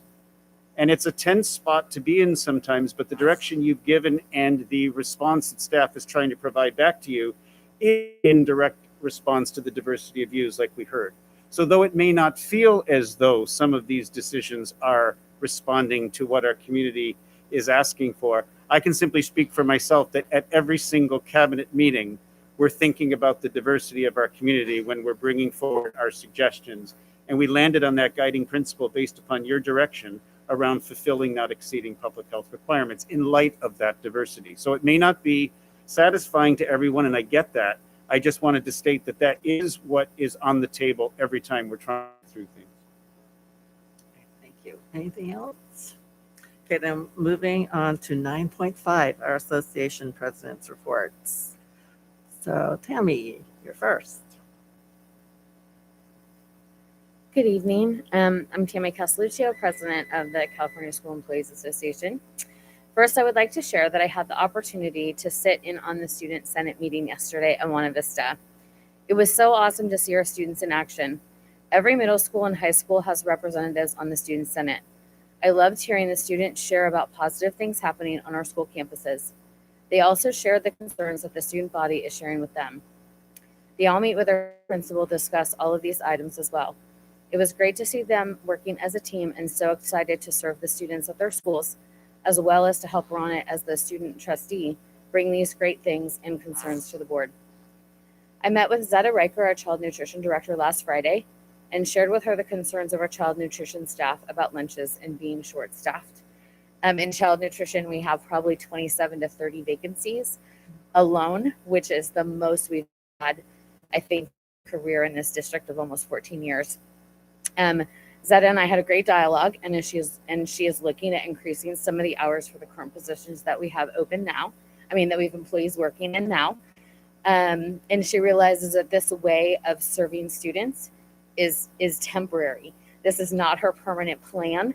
She definitely has plans moving forward to engage our students and to make the school lunch program amazing. LaTanya Williams, our Director of Human Resources and Classified, and I have had multiple conversations. He spoke about that tonight. They are recruiting and thinking outside the box to get these positions filled. They're focusing on child nutrition, special education positions, custodians, and bus drivers. LaTanya has scheduled some Zoom informational meetings for possible candidates to join and understand the positions we're looking to fill. She wants to advertise on our school buses. She wants to do banners and advertise our positions on our school campuses on their electronic boards. So thinking outside the box is definitely happening from the Human Resources Department, and we're hopeful that we will at least continue to work on the vacancies that we have. Keith and LaTanya and Melanie and Mona and we have labor management meetings scheduled this Friday. We were finally able to sign our safety MOU and has been our field director for their approval so we can get the membership to ratify. We also had our benefit study committee meeting to discuss what the rates for Kaiser and UHC will look like for this year. And we're also looking on what that MOU will look like so we can get it ratified with our members before open enrollment starts. I would also like to thank all of our district staff for all of the hard work they have and are continuing to do for what's best for our students. To our students and parent community, thank you for your patience and understanding as we hit the ground running for another epic year in SRVUSD. Thank you. All right, thanks, Tammy. And then Laura. Good evening, everyone. My name is Laura Finko. To get started, I would like to do an acknowledgement that the land that we are here on today is the ancestral and tribal land of the Ohlone people. As I said, I am Laura Finko. My pronouns are she, hers, and hers. I am president of the San Ramon Valley Education Association, representing the over 1,700 educators, including teachers, counselors, teacher librarians, nurses, speech pathologists, school psychologists, and social workers. The people who work directly with our 30,003 students every day. Last board meeting, I heard reference to the union, and I realized that there was definitely some misinformation about what the union is. So I wanted to take a little bit of time tonight in my report to share with you exactly who SRVUSD is and what we do. Our union is the ordinary hero doing the extraordinary work every day. It's the high school art teacher, who put together bags of clay and gallons of glaze so that his students could sculpt during lockdown. It's the intermediate teacher using his own money to create a library for his students, only to pivot 2 days before school started after learning that he was going to be transferred to a primary grade. He spent the weekend buying a whole new library. It's the first grade teacher who drove grade level books to her students so that they had material to read each day. It's Ms. Few who rode her bike to all of her students' homes to make that personal connection during lockdown. It's Ms. Granger who is digitizing lessons so quarantined students can still have access to the curriculum. It's Ms. Bergen who has opened her classroom up each day so that students have a place to hang out and connect. It's Ms. Jones who collected boxes for her TK students to make their own blocks. And it's the teachers at Sycamore who created outdoor classrooms using lawn chairs and lap desks. Our union is the educators who hold book clubs, virtual concerts, create innovative lessons to get students off their computers during lockdown. They're the ones who bought and continue to buy extra supplies, gathering, creating, organizing materials so students can have as much of a normal year as possible. Our union is this, and it's so much more. This is the union, and I'm very proud to be a part of it, and I'm inspired daily by the people that I get to work with, and they are the reason that I do what I do as president and are able to stand here before you tonight. Our members honestly believe in our students, and it's our hope that our community believes in us. Our members have partnered with the members of the Association of Pleasanton Teachers and the Dublin Teachers Association to form a Tri-Valley Education Coalition because together we have an even higher level of commitment to our students. Our three locals have been working to and increasing the efforts to achieve three major objectives. One, that all students must have the best safety, social, emotional, and wellness supports. Two, we must have adequately funded schools. And three, we must have fully staffed schools. One of the district's LCAP highlights is to attract and retain the best and most qualified educators. Our students deserve this, but it just takes one quick look around to neighboring communities and see that there is most definitely other opportunities on where teachers can go. So to secure the best, we need to be willing to make an investment, especially where it most directly impacts our students. We must all commit to ensuring that our management employee contracts contain only the best supports for our students without excuses. This is what our students, their families, and our community expects and relies on. At the October 5th board board meeting, Servia members will be sunshining what our students need in our Servia contract to ensure that they do have the best supports. Next Wednesday, Servia members are meeting to refine further what we'll work on in terms of supporting our students. And we invite our trustees to partner with our educators to ensure that their contract with us will be for the best of our students. I thank you very much for your time this evening. Mahalo nui. Thanks, Laura. Okay, we're on 10.0 action items. 10.1, consideration of approval of the Access to Excellence process. Superintendent Malloy. Thank you, President Ordway, and I would draw our attention to the report that I shared with you. To provide some context, the strategic directions has as one of its components the importance of the stewardship of resources. In order for us to do that effectively, I'm proposing to you that there are a couple of actions that do need to be taken that are quite complex, that will take some time, and it does need to engage our entire community. The reason I have asked for this component of our strategic directions to be called Access to Excellence is because what I'm proposing through this report and asking your permission to move forward on is not just about budget, even though it includes budget. It's not just about program, even though it includes program. It's not just about supporting our staff, as we heard, even though it includes that. In other words, this is proposing a very unique kind of discussion that captures a number of these key items in terms of our work going forward. This work does require a district level committee, I believe, similar to the committees we have formed regarding equity and deep learning and innovation and social emotional well-being. This work does include determining that standard of access that we need for our students in the Sonoma Valley. And in the report, I listed some. Access to counselors and nurses, supports for social emotional well-being, access to reading and math intervention specialists, access to arts, additional secondary course options, appropriate salary and benefits for our staff, opportunities for effective professional learning for our staff, and of course, regular technology and curriculum resources are the ones that we hear the most about.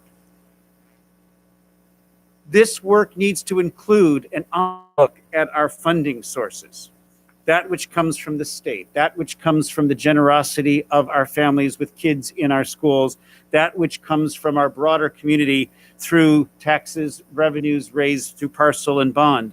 But it can't just be about those. And what this committee and this work, because it's not just about a committee, needs to tackle is how we're going to actually look to the future, determine how to fill gaps that exist, sort through the revenue that's required, and do it in a way that actually engages the entire community, including those who don't have kids in our school. As we've been thinking about this, and I've been listening to the conversations and the discussions and the processes and sometimes the challenges that have gone on, some of you have said and members of the community have shared for years. What I'm hoping for is that the committee provides real wisdom in terms of a design for an engagement process, one that then informs you in terms of the leadership that you provide. I also believe that advocacy is key. Advocacy towards the state, but also advocacy on how we do this kind of engagement in light of the circumstances that we're in. We need to ensure that our community understands how we're funded. As a newer superintendent to the San Ramon Valley, as I listen to our community, it's not fully understood how we're different than other districts in terms of how that funding works. Stewardship of resources is the foundation in our strategic directions. Understanding that there is a structural deficit in terms of what it is we need to fund based upon what we know our community wants for our kids, and frankly, we do too. But those dollars don't exist for things we would like to do. So it starts with our students. It speaks to equity of access related to the programs they really need. It looks to the funding sources that exist and maybe those that we haven't even thought of. It includes engagement and advocacy and naming things candidly and having hard conversations as required. And I've already started having some of those in places where I've been, and I know you are as well, so that we can get to a really good place as an entire community in the San Juan Valley School District. So I'm asking for you to approve this process, but it's an iterative one. It's going to change, it's going to evolve, but at least what you're seeing is the structure that I'm proposing, that it needs these components, I believe, as a starting point. And as we move forward, like all good improvement processes, new insights will emerge, new perspectives will need to be considered, and we'll keep bringing reports back based upon what we've learned in order for that to focus the oversight and leadership that you provide. So that's, President Norway, what I wanted to share through this report. We do have public comment. Helen, for 10.1. Dr. Malloy, your presentation puzzles me. When something is a process, there are steps, there are initiatives, there are reflection. I'm not sure what your process is, and I'm not sure how you define excellence. I am at a loss. Ever since I was a child, I was always encouraged to work hard and be excellent. These days, I don't want to be excellent. When I'm excellent, when I'm the one who is able to overcome a virus, it doesn't count. I have to vaccinate. Despite that, my body has already overcome the virus. And whenever I am doing well, it doesn't count because other people are considered just as much to have the same kind of opportunity, despite that I may test well or work really hard. It doesn't matter. They might have better opportunities than I do, yet I cannot talk about it because if I talk about it, I'm accused to be a racist, to be whatever. What is excellence to you? These days, I don't know why you pat yourself on the back just because now we're open. I don't even know what students are doing at school. I can imagine during lunchtime, it's a fight for food. I'm not sure in the classroom what first, this is a compliment, first Black Secretary of Education, Tony Thurmond, is teaching our children. He's excellent, isn't he? Just because? Pedigree. Just like in communist China, you cannot criticize Xi Jinping because he is an elite by pedigree. You cannot criticize. By the way, your clock has stopped ticking. I'm keeping it right here. And just a reminder to stay on topic, please. I am. So all that time you muted me? No, you've not been muted. I'm just keeping, the clock didn't work and I'm keeping it on my phone right here. Okay. This is excellence. But regardless, I'm very grateful for the classified and the credentialed teachers because they have a choice not to work these days. I sat through supervisor meetings. People don't have to work these days. They can have their rent paid for free by staying at home. And all those 30,000 people that Mr. Medici said, I want to ask how many are from Helen, our school district. Excuse me, you need to be on topic. It is. It's all about excellence. What is your definition of excellence? Thank you.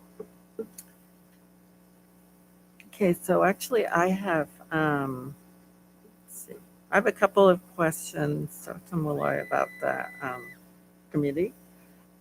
Because we're talking about, actually, will this committee be, I guess, the outreach for this committee, would it be similar to the one that we had done for like strategic direction? Because you're talking about a lot of different things and outside of really the district too, right? And different groups and things like that.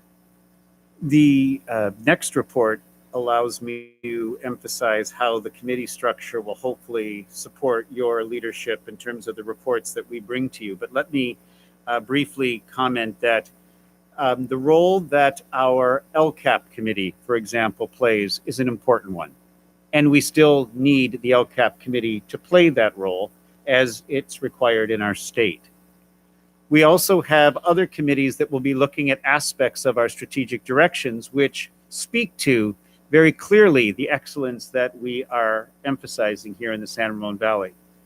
This particular committee is one that I envision to be representative, but also bringing an expertise forward around how do we engage our community broadly. So it's really focusing on community process and ensuring that those who are willing to sit on this committee are able to immerse themselves in the discussion, understand what the challenges are, and be willing to help facilitate that in different spaces and places across our district. So it's different in that it's not just coming to a meeting, which is very important, listening to whatever is on that agenda, offering the insights that we require, and then that is one feedback loop. This is actually one that I see as being very much a design process, one that helps us ask challenging questions, one that helps us think differently about how we engage while still utilizing some of the strategies that have already and always worked. So that's kind of how I see this to be. So to summarize, it's more about engagement with these topics, and then it will inform your work, because the truth is, when we're dealing with the finite revenues and then the hard decisions that need to be made, those all come to you. And this is, I'm hoping to be a support to that process. Kind of like a research or study group. Probably yes, because the important part of design, when I use the definition of design, it's always cyclical and reciprocal, gaining new insight, informing the next step, gaining new insight, informing the next step. So you're absolutely right. It's very much about research, but it's always about checking for understanding, gaining more voices, assessing what's being learned to figure out what steps could be recommended to hopefully get us to a good and effective place. Other comments, questions? Yeah, I think that's a really good idea, particularly right now as a follow-up to the work that's already started with strategic planning. Years ago, I recall when I was first getting involved with the school district, I was seeing that the different departments in the district were running kind of as silos, each individually doing very good work, but together not necessarily, well, let me put it this way, leaving gaps in between, where business and it services a gap that may have affected things like technology, for instance, that had hands on both sides. I think that as we're moving forward the strategic planning process and the implementation of it, making sure that we're looking at the integration of the various things that we need to balance as a district, I think is going to be critical for us moving forward. And so it's not just about finance, as Dr. Malloy said, it's about all of the things that we have constraints on that finance is a part of. However, we need to identify the priority of each of those to make sure that we're moving forward with the education that our community deserves. One of the things that I would ask is, as we do get into more details about who would be involved in this process, I would hope that we consider a group that we have not really tapped into in the past, and that's the local business community. It's a part of our stakeholder group that may or may not have children directly in our schools, but are definitely impacted by our ability to provide a proper education, the best possible education here locally. So I just hope that can be considered.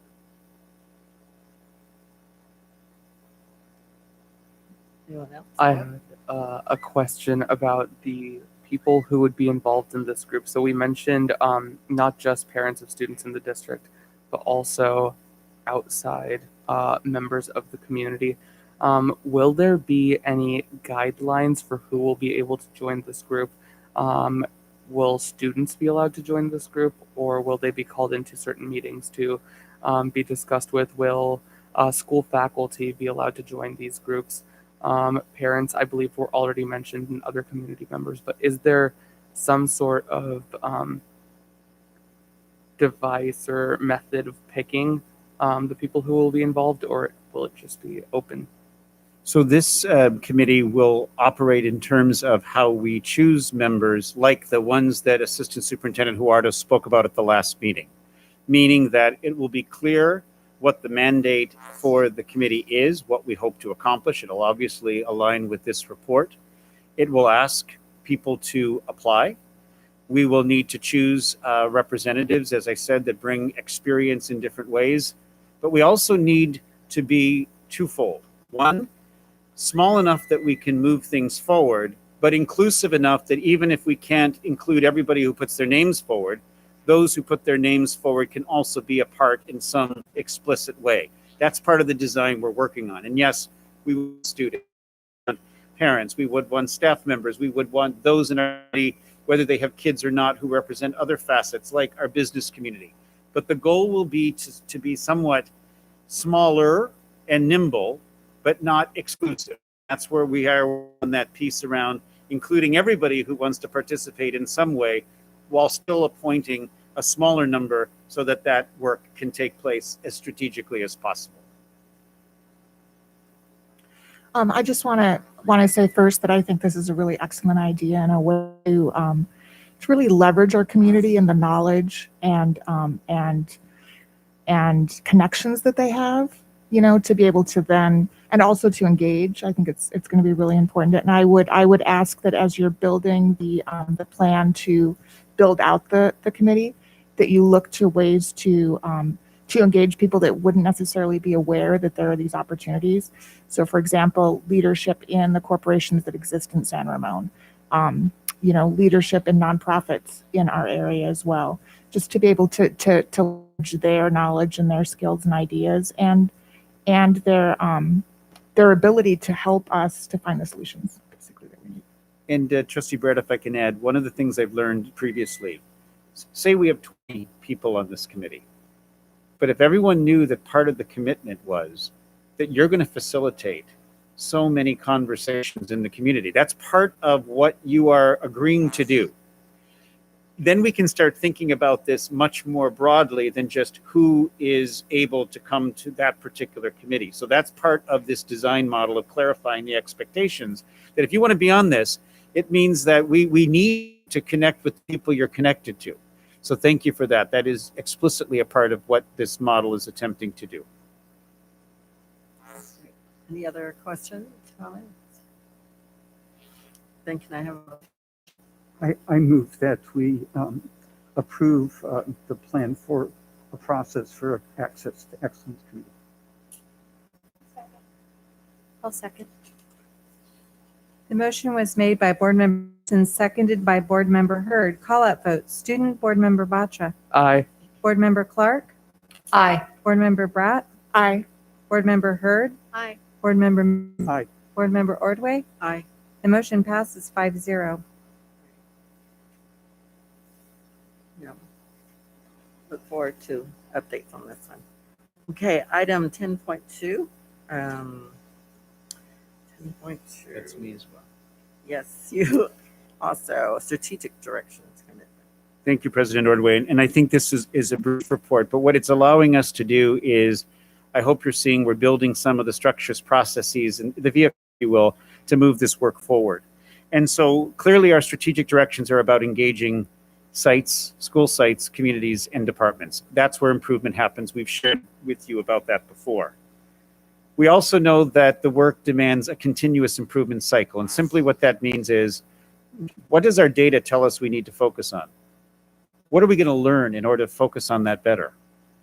What happened because of our actions? How do we assess improvement or impact? Or when there isn't improvement or impact, what are we going to learn from that? And then what are those next steps? So that continuous improvement cycle we are embedding in the way in which we think about our work under the strategic directions. That means that we need to be sure that we're providing you with that insight, perspective, and data as the leaders who oversee this whole process. And so what I'm proposing through this report is that when it comes to these very significant components of the strategic directions, you can expect a schedule as outlined here, where pretty deep reports, significant reports, come forward that try to follow this continuous improvement cycle, pull in all of the different pieces that might fall under that particular component, somewhat like you heard tonight, where we literally went from very key item to very key item, but still pulling it together so that it wasn't seen as a bunch of individual things. Realizing that there may be times when we do need to bring a report to you regarding something that's related to this, just because it's emerged and there's an issue or there's a reality that needs to be talked about. I'm not suggesting that this would be the only time, for example, we talk about deep learning and innovation. But what I've learned it does is it allows you to know when certain things are coming forward. It allows our community to understand the accountability that this intends. And it also allows us to stay focused, because improvement doesn't happen immediately. And if we don't have time to actually engage in the learning, do some of the work, and then bring back some of the impact or results, then we're talking about things, in my experience, more than actually showing progress, which is what this intends. So this report simply is asking for your permission for kind of a report process to you that aligns with our strategic directions, that connects to this continuous improvement commitment. And again, it's not set in stone, in that if we get into it and we need to make some adjustments, I am perfectly fine with that. But it also allows our staff to understand what's expected, when it's expected. And it's not just preparing a report for the board. I've learned that when these reports are done effectively, it actually informs the learning process and the improvement process, which is frankly our responsibility. So it's not just about reporting, it's actually about reflecting on the work, planning the work, and being accountable for the work. And that's what this report is attempting to do. Great. Do you have a public comment card? Helen and Doty Valley on 10.2. Superintendent Malloy, I'm wondering if you would be open to please open the option for the students to get credits for their academic work by allowing exchange programs out of state or out of the country. Currently, you are not able to staff credentialed and qualified people. I'm scared to death because of all these first Black wonderful people that are now in charge of our politics. I don't want my students' future to be like those left behind in Afghanistan, because we have a first Black Secretary of Defense. I would like you to please consider options for people to be able to fulfill the credentials. Helen, that's enough. It is. No, you're not staying on topic. I I've warned am you staying several on times topic. this evening. I Right am now, staying on topic. excuse me, right now we're talking It's- about strategic directions. That's right. So I'm asking you to please consider opening up for exchange programs outside of the state, outside of the country. Right? If I could just The clarify, this curriculum. topic is simply about the reports we're bringing forward to the board. It's not actually about the broader strategic directions. So if you would like to comment on the reports and how I bring them to the, that is the agenda topic at this moment. That is what you have on the agenda, strategic directions. No, it's creating the effective conditions to fulfill the strategic directions. So if you have a comment to Asking make, you to please consider the condition that you can offer to fulfill the strategic direction to be an option that can open up to people who go outside of the district to seek fulfillment. That is a condition I'm proposing. And it's creative. that isn't the agenda topic, but That is the agenda topic. But it's okay. You're a communist. I'm always wrong. I apologize. I'm such a wicked sinner. I apologize. Please forgive me. Dr. Malloy, I just have one question on this item. Was there something specific about the process, the way that the items are listed, or does it follow some type of priority, given which months the different topics were listed for? the reason we listed them that way is because of work that's already been done more deeply, and then work that we've already started, and then it gets into some of the pieces that we actually haven't done, as you can see with stewardship of resources, because that was just tonight, it's work that needs quite a bit that will inform it. So for example, when you look at deep learning, when you look at our literacy work, when you look at some of the ways we've integrated technology learning program, there's already baseline information that can be brought into this conversation. So that was the only reason it was aligned in the way it was. Thank you. I would like to say I really appreciate this approach.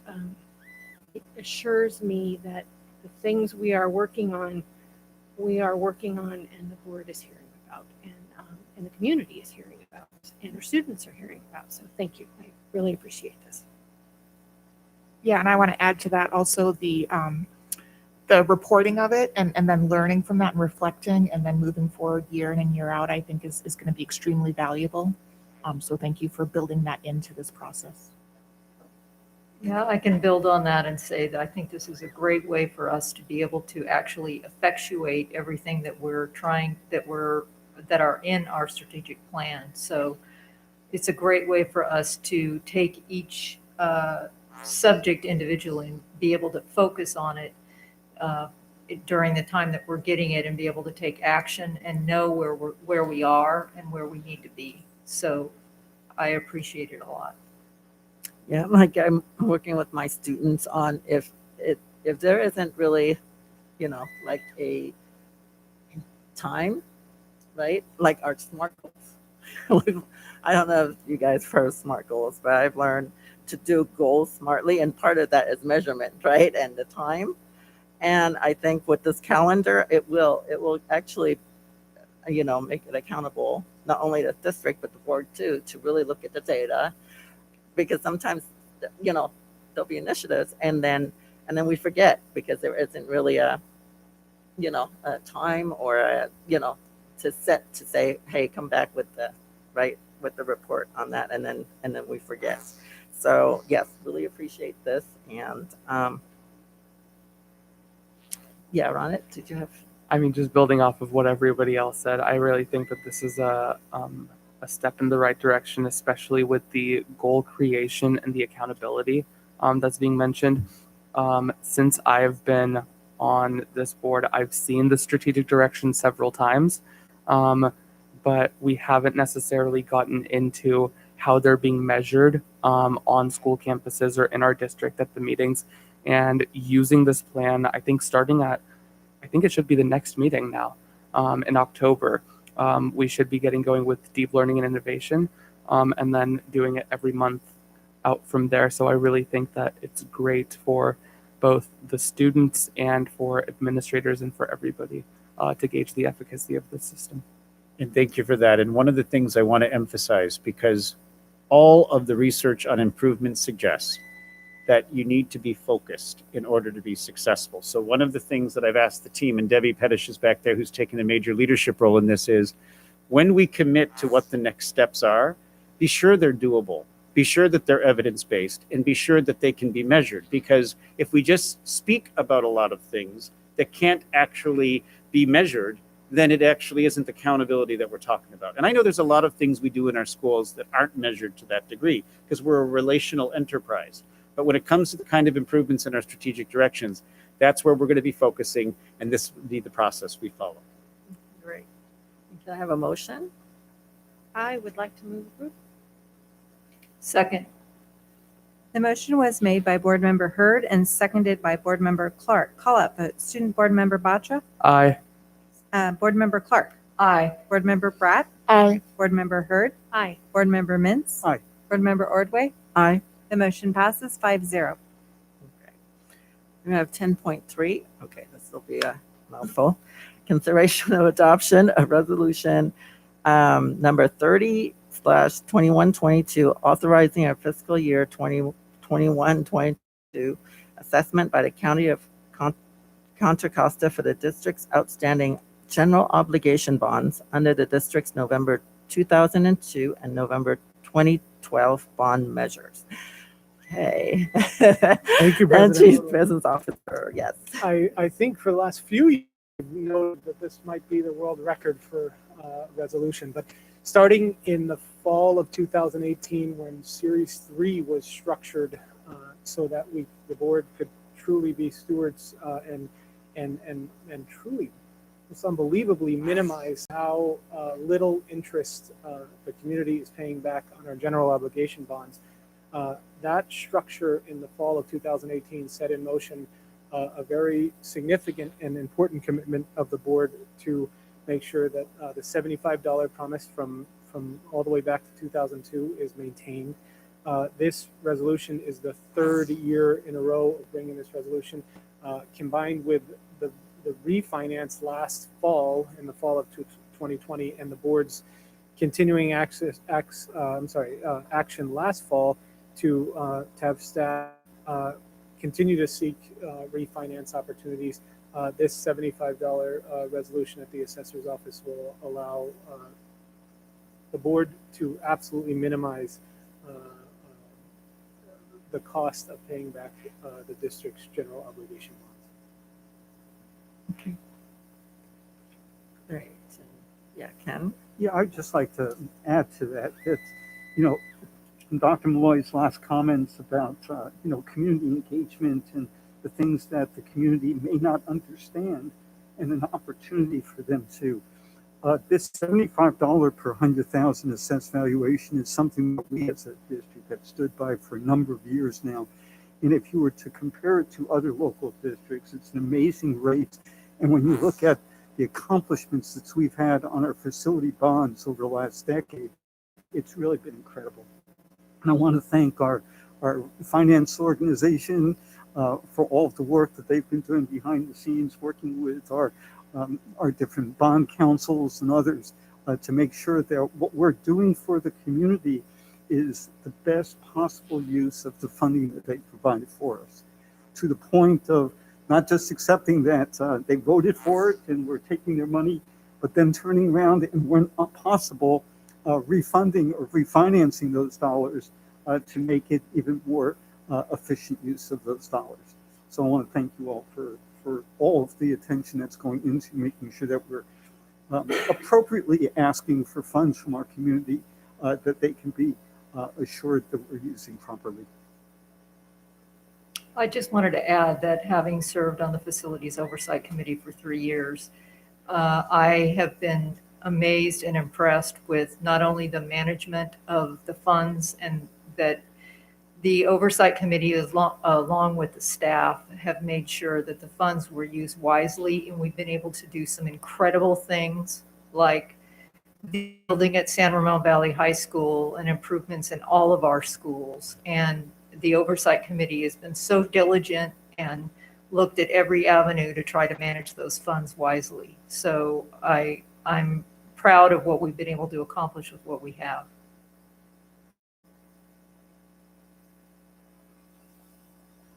Anyone else? I'll go ahead and make a motion to adopt the resolution. A second. The motion was made by Board Member Mintz and seconded by Member Clark. Call out vote. Student Board Member Batcha? Aye. Board Member Clark? Aye. Board Member Bratt? Aye. Board Member Hurd? Aye. Board Member Mintz? Aye. Board Member Ordway? Aye. The motion passes 5-0.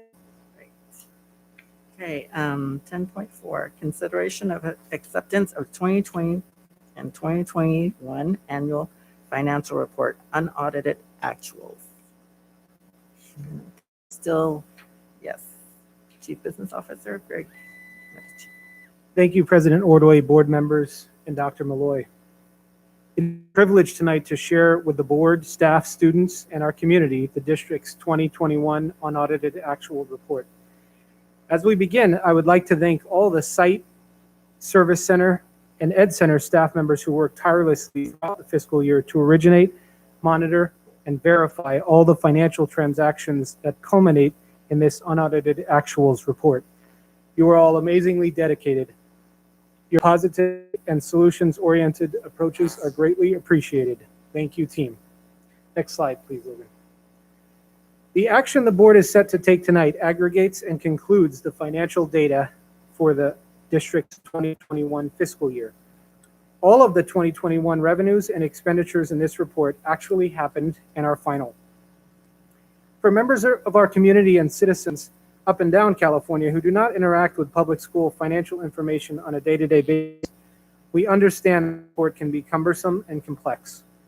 Throughout tonight's presentation, for additional context and in an effort to compare what this data represents in the context of a household budget, we've prepared a series of comparisons to an annual household budget with an income of $100,000.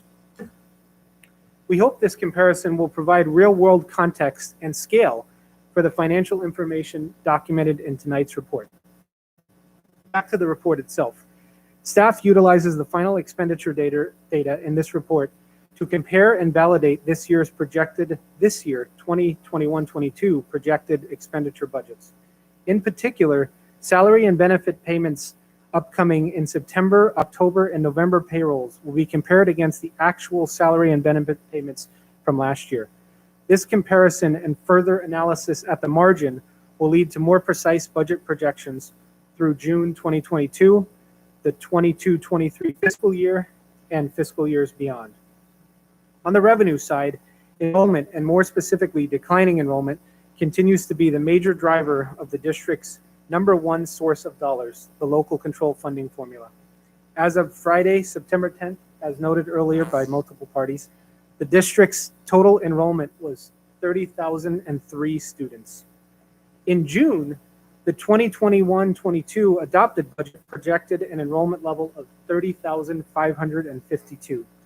Based on Friday's enrollment level, the 500 plus less students will decrease the district's projected revenues starting in 22-23. All of the expenditure and revenue analysis staff completes will be fully integrated into the board's next major financial report for 2021. This report, the 21-22 first interim report, will be the first 21-22 comprehensive financial report to include the financial information from the unaudited actuals, Sacramento's adopted budget for 21-22, and the district's actual 21-22 enrollment information. This foundation in December will then become the building blocks of financial reports through the end of the school year and projections through the 23-24 school year and beyond. Finally, the district's external auditors will take the financial information from this report and complete an audit for the board and public. This audit will be completed before March 31st, 2022. Next slide, please, Logan. Thank you. As a background, all 1,000 school districts in California are required by law to submit their district's unaudited actual reports to their county offices of education by September 15th.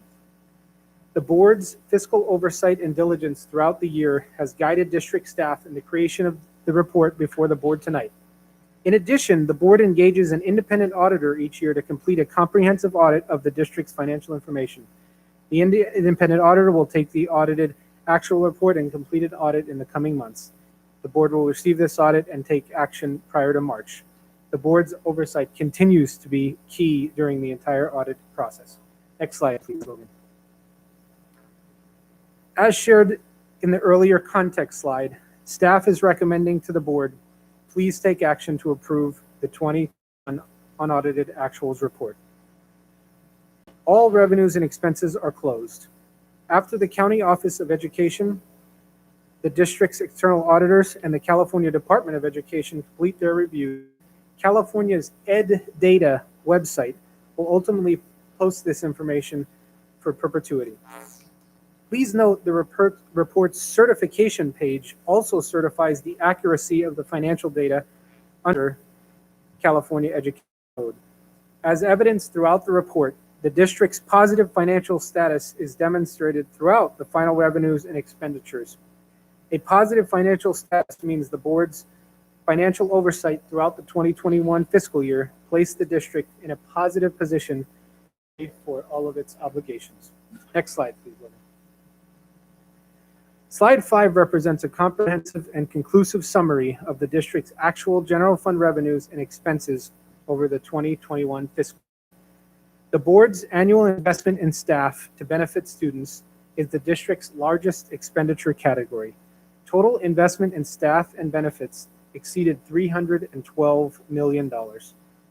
Total overall expenses, including supplies and services like insurance and utilities, were $363.45 million. On the revenue side, the Local Control Funding Formula, or LCFF, is the district's largest revenue category and therefore the primary source of dollars we invest in our students. Total LCFF revenues for 2021 were $274.4 million. Total overall revenue was $373.2 million. LCFF revenues are driven directly by enrollment and attendance through a data point called average daily attendance, or ADA. Because of the district's declining enrollment status, the district's LCFF funding for 2021 was based on 1920 ADA, which was higher than 2021 ADA. As a reminder, over the past 4 years, our district has experienced declining enrollment. Declining enrollment is defined as less students enrolling in our district year over year. The year-over-year decline in student enrollment last year versus 2 years ago was 1,500 students. In the current year versus last year, an additional 1,500 less students are enrolled. Over time, declining enrollment in the district is expected to continue for many years to come. To introduce the household budget comparison to our discussion, please all imagine a household that generates $100,000 of earnings or revenues per year. When compared to the district's total earnings or revenues, almost $74,000 of the household earnings would be generated by LCFF dollars. The remaining $26,000 of household revenue would be generated by various other earning streams, including $22,000 in restricted revenues that can only be spent on certain types of expenses. On the expenditure side, the household will have spent almost 98% of their available $100,000 if they were to have matched the district's proportional expenses to revenues. In the same way a household's largest expense is usually the mortgage payment, the district's largest expense is employees.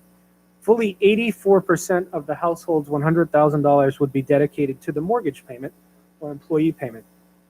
Remaining 16%, or almost $14,000 for the total $98,000 analogy, would be available for car payments and food and insurance, utility bills, cell phone bills, and everything else. To come back to the bottom of slide 5, negative $2.49 million figure is a direct result of investing more in unrestricted expenses compared to unrestricted revenues the district received. This negative $2.4 million approximates the district's structural deficit, but doesn't capture it entirely. A structural deficit is associated with matching ongoing expenses with ongoing revenues. If ongoing expenses outpace ongoing revenues, structural deficit exists. In addition to the negative $2.49 million figure, the positive $10.097 million figure includes over $9 million of one-time COVID revenues flowing into the 21-22 fiscal year. The remaining approximately $1 million includes donations from our local donors, restricted maintenance dollars, and restricted instructional material dollars. These differences, dollar amount differences, flow into what is called the district's ending fund balances. Next slide, please, William. Thank you. Wait for the animation. Sorry, William. Thank you. Before we get into the ending fund balance slide, we want to take a moment to continue our household budget comparison. Just like the household budget establishes households establish a budget based on expected expenses throughout the year, so does the district. Throughout the year, district staff analyzes expenses and updates projections relative to what additional expenses, both monthly and one time, are known and are coming. Through April of every fiscal year, after 10 payroll cycles, or about 83% of the 12 payroll cycles, the district's final estimate of payroll expenses is calculated and presented to the board in June in what is called the estimated actuals.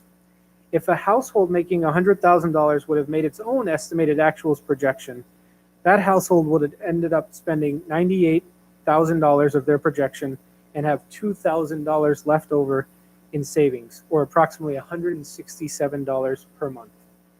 As we have all experienced in our household budgets, $167 per month can be absorbed in the blink of an eye with one blown vehicle tire, one leaky faucet, or maybe one unexpected trip to the doctor's office. While we certainly anticipated that 100% of our salary and benefits budgets would be required, it turned out that a handful of the blink of an eye monthly expenses never occurred. Next slide, please. The components of ending fund balance are the board's savings accounts for future investments. Some components of ending fund balance are required by law, while others have been created by the board for particular purposes that enable the board to continue to provide and invest in our students every year in an uninterrupted way. Starting in the 16-17 school year, the board adopted a series of reserve categories that were intended to be savings for specific purposes. Since 16-17, the board has continuously updated these reserve categories by taking action to approve every required financial report. Starting in the spring of 1920, the board added a reserve category named LCFF shortfall, or Local Control Funding Formula Shortfall. Shortfall is intended to represent that projected going forward when and if the district has an imbalance between more expenses going out compared to revenues coming in, the LCFF shortfall reserve would balance revenues and expenses. Another key category on this page is the Bridge Funding Reserve. Adopted in the spring of 1819 by the board, bridge funding was designed to be a funding source that bridges the district's ability to invest in greater levels of certificated staff. In concept, this bridge staffing would be funded by one-time reserves, represented here, to a future point where new revenues from Sacramento would grow to a level that could support the bridge funding staffing investments, as opposed to the district's one-time reserves supporting those. On the topic of one-time reserves and revenues, the board's recent action in May at the May 4th board meeting to earmark approximately $30 million of one-time state and federal COVID relief dollars for investment in students this year and next year is presented as part of the $22.73 million legally restricted earmark charted here. The investment of all remaining COVID dollars will be reflected in this year's budget and next year's budget. Next slide, please, Logan. Thank you. This slide specifically represents unrestricted expenses that did not occur and ultimately dropped into the district savings account or reserve account. As a connection back to slide 5, the district invested $2.9 million in unrestricted dollars greater than unrestricted revenues received this year. This $2.49 million would have been an additional over $2.5 million for a total of negative $5 million if all of the expenses estimated in April would have materialized. Instead, the unrestricted expenses did not fully materialize, and an additional $2.5 million will now be returned into the savings account balance. To bring this once again to a $100,000 household analogy, $23.78 million in savings against the $373 million revenue budget is about a 6.5% savings rate. In a $100,000 household, this would relate to a $6,500 savings account. To take this one step further, when the district's estimated actuals estimated that $21.24 million would be in the savings account by the end of the year, and now we know that $23.78 million is in the savings account, this would be like a household budget estimating that they were going to have $700 in their savings account, and when the year actually ended, they had $6,500. So household or the district saved approximately $800 more than anticipated. Thank you. The following two slides represent the ending fund balances of all of the accounting funds outside of the general fund. These are very specific and required funds for individual representation under the school accounting code that Sacramento requires. To start, the Student Activities Fund, or Fund 08, represents the balance of all associated student body or ASB dollars. This student activities fund across the state is a new requirement for the 2021 fiscal year, which is why the ending balance is the only entry. In future years, revenue and expenses will be represented. The cafeteria fund and the spectacular efforts of the food service team are represented here in Fund 13. All revenues and expenses of the food program live in this fund.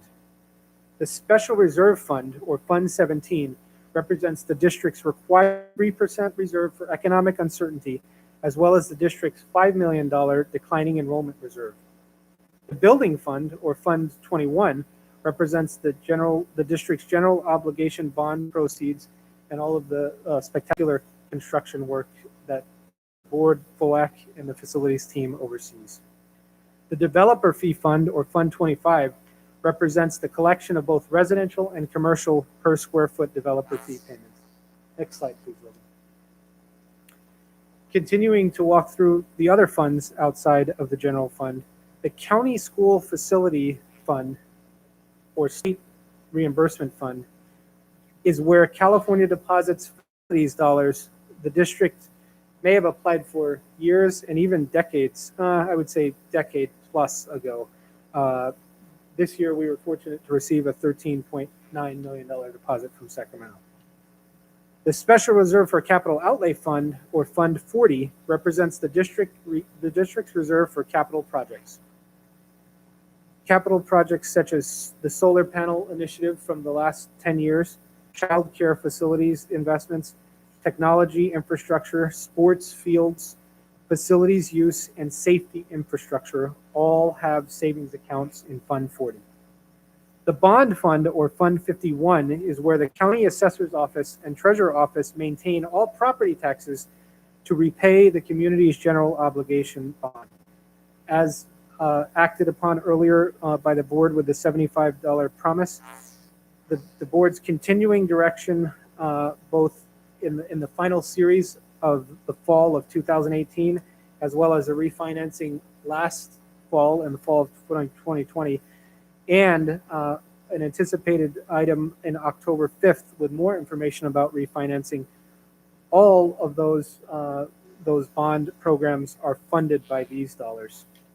The Self-Insurance Fund, Fund 67, represents the district's self-insured dollars for dental, vision, and general liability, or generally our deductibles for our bigger insurance policy.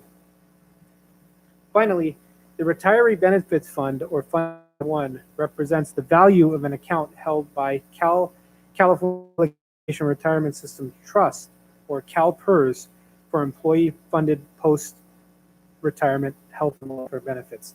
It's very much worth noting that this might be the world's greatest investment that a school district has ever made, because the board invested approximately $8 million in 2009-10, which now, years later, is worth $34.958 million.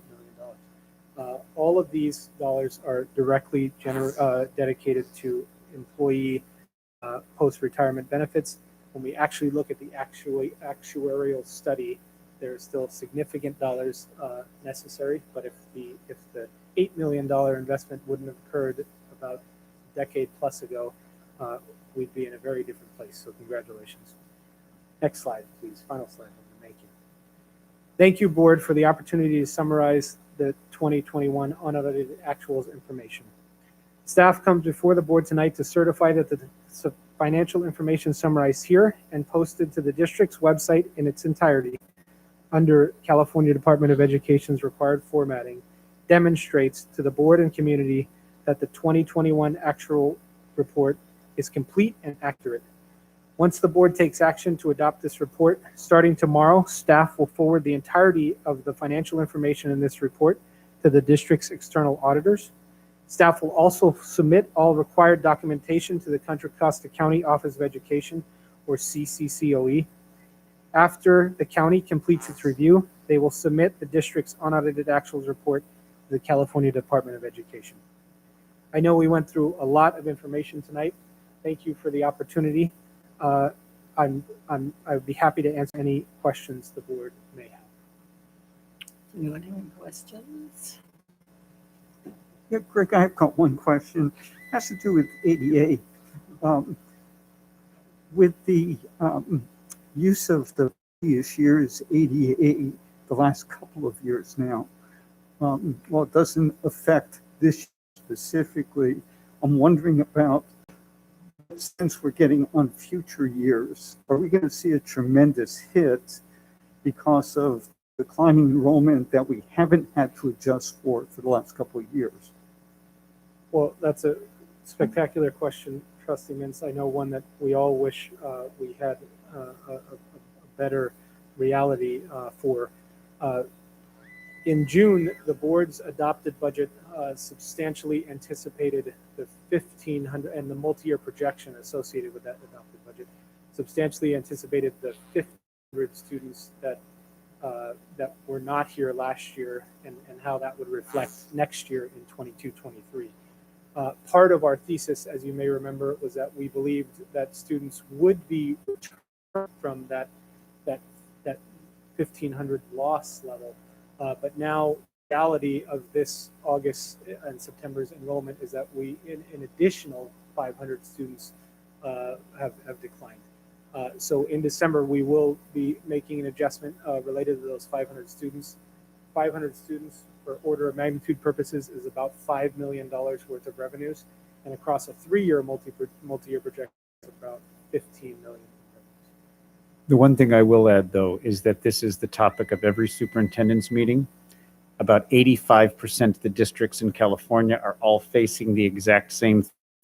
And hopefully, because of the sheer volume of this issue, that it will have a weight that will assist us, even though, as Greg said, we don't have that information yet. But it is front of mind at every meeting that we attend. And the actual ADA numbers we're going back to this next year, right? 2022, 23. Okay. Correct. We are anticipating there's something very unique may occur for purposes of 22-23, and it directly relates to the actual attendance rate in 21-22 right now.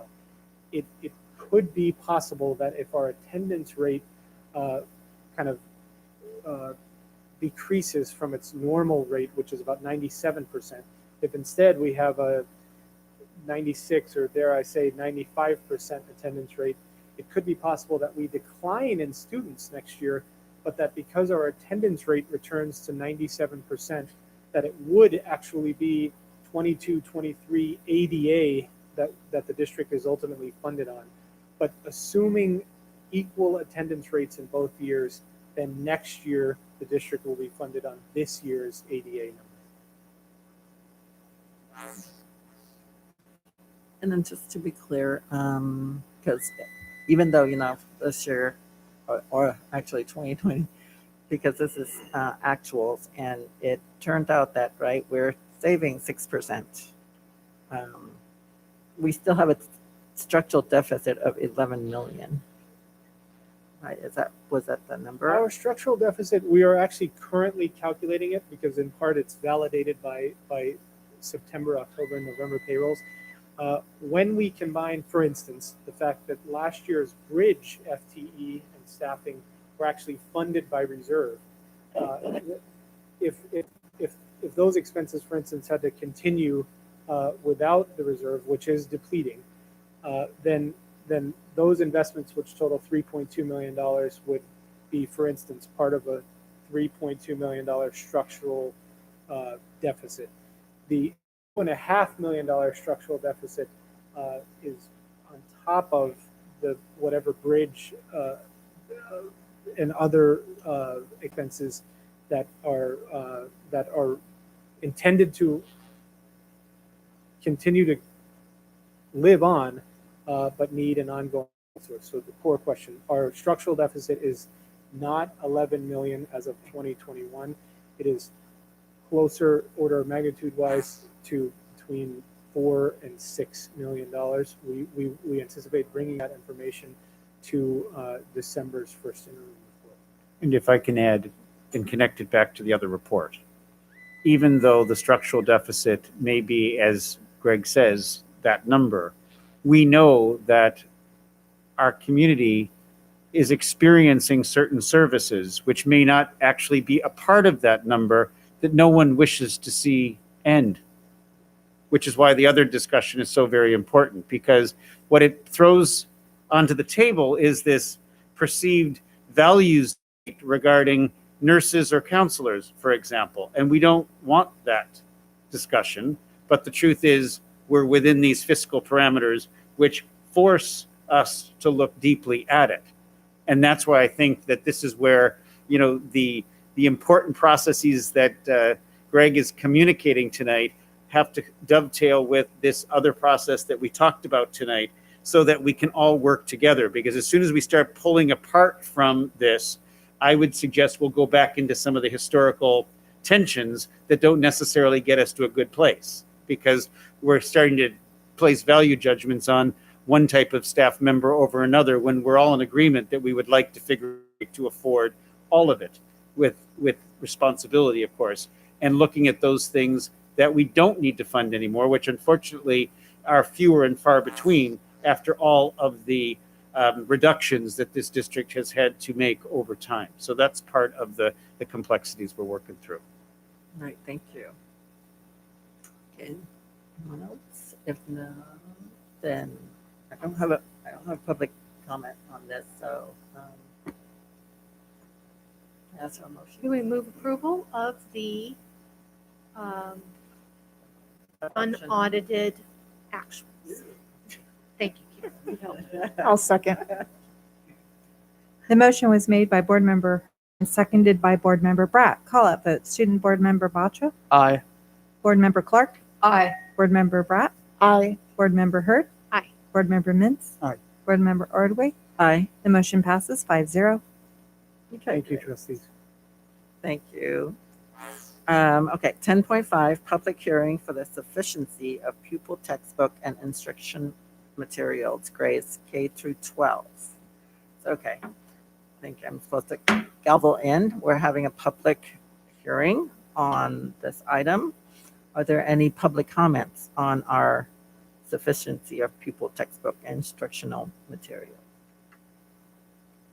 No? Okay, then I will end the public hearing on this item. And I don't think that's an action item. I just had to, we just had to have a public hearing for that. Okay, 10.6, consideration of adoption of resolution number 32/2122, statement of assurance for 2012 to 2020 sufficiency of pupil textbook and instructional materials, grades K through 12. Assistant Superintendent. Is that a typo? Yeah, Is it it should supposed be to 20. I know, I was like, what? 22? That's, yeah. That's the way it is in support itself. Yes. Okay. Yes, this is our textbook sufficiency, and this is validating that we have provided standards-based textbooks or basic instructional materials in the following areas of history, English, math, reading, language arts, and science. So we are asking the board to consider the adoption of this resolution for approval. Public comment. I don't have any cards. Any question, comment? I just wanted to comment that I appreciate the addition of the clarification about sufficient versus how modern textbooks are and all of that. The clarification of what the Williams Act is looking for was a good addition. Thank you. Okay. So moved. Thank you. Second. The motion was made by Board Member Mintz and seconded by Board Member Clark. Call out vote. Student Board Member Bacha. Aye. Board Member Clark. Aye. Board Member Bratt. Aye. Board Member Hurd. Aye. Board Member Mintz. Aye. Board Member Ordway. Aye. The motion passes 5-0. Okay, 10.7, consideration of adoption of resolution number 29/2122, approval of provisional internship permit requests. Again, this is a standard type of request. We are hiring 3 teachers in the area of science, math, and special education on a type of emergency credential called a provisional internship permit. We ask for your approval this evening to do so. Move approval. I'll second. The motion was made by Board Member Hurd and seconded by Board Member Bratt. Call out vote. Student Board Member Batra. Aye. Board Member Clark. Aye. Board Member Bratt. Aye. Board Member Hurd. Aye. Board Member Mintz. Aye. Board Member Ordway. Aye. The motion passes 5-0. Great. Okay, now we're on to 12.0 administrative matters. 12.1 board reports. Student Board Member Batra. I just had a quick question about the consent agenda. Did we just move on from there? Oh, right. Yeah. Okay. No worries. All right. Following our last board meeting, as all of the other board members, the superintendent, everyone else did, I attended the board governance workshop, which was approximately, I would say, about a week ago now.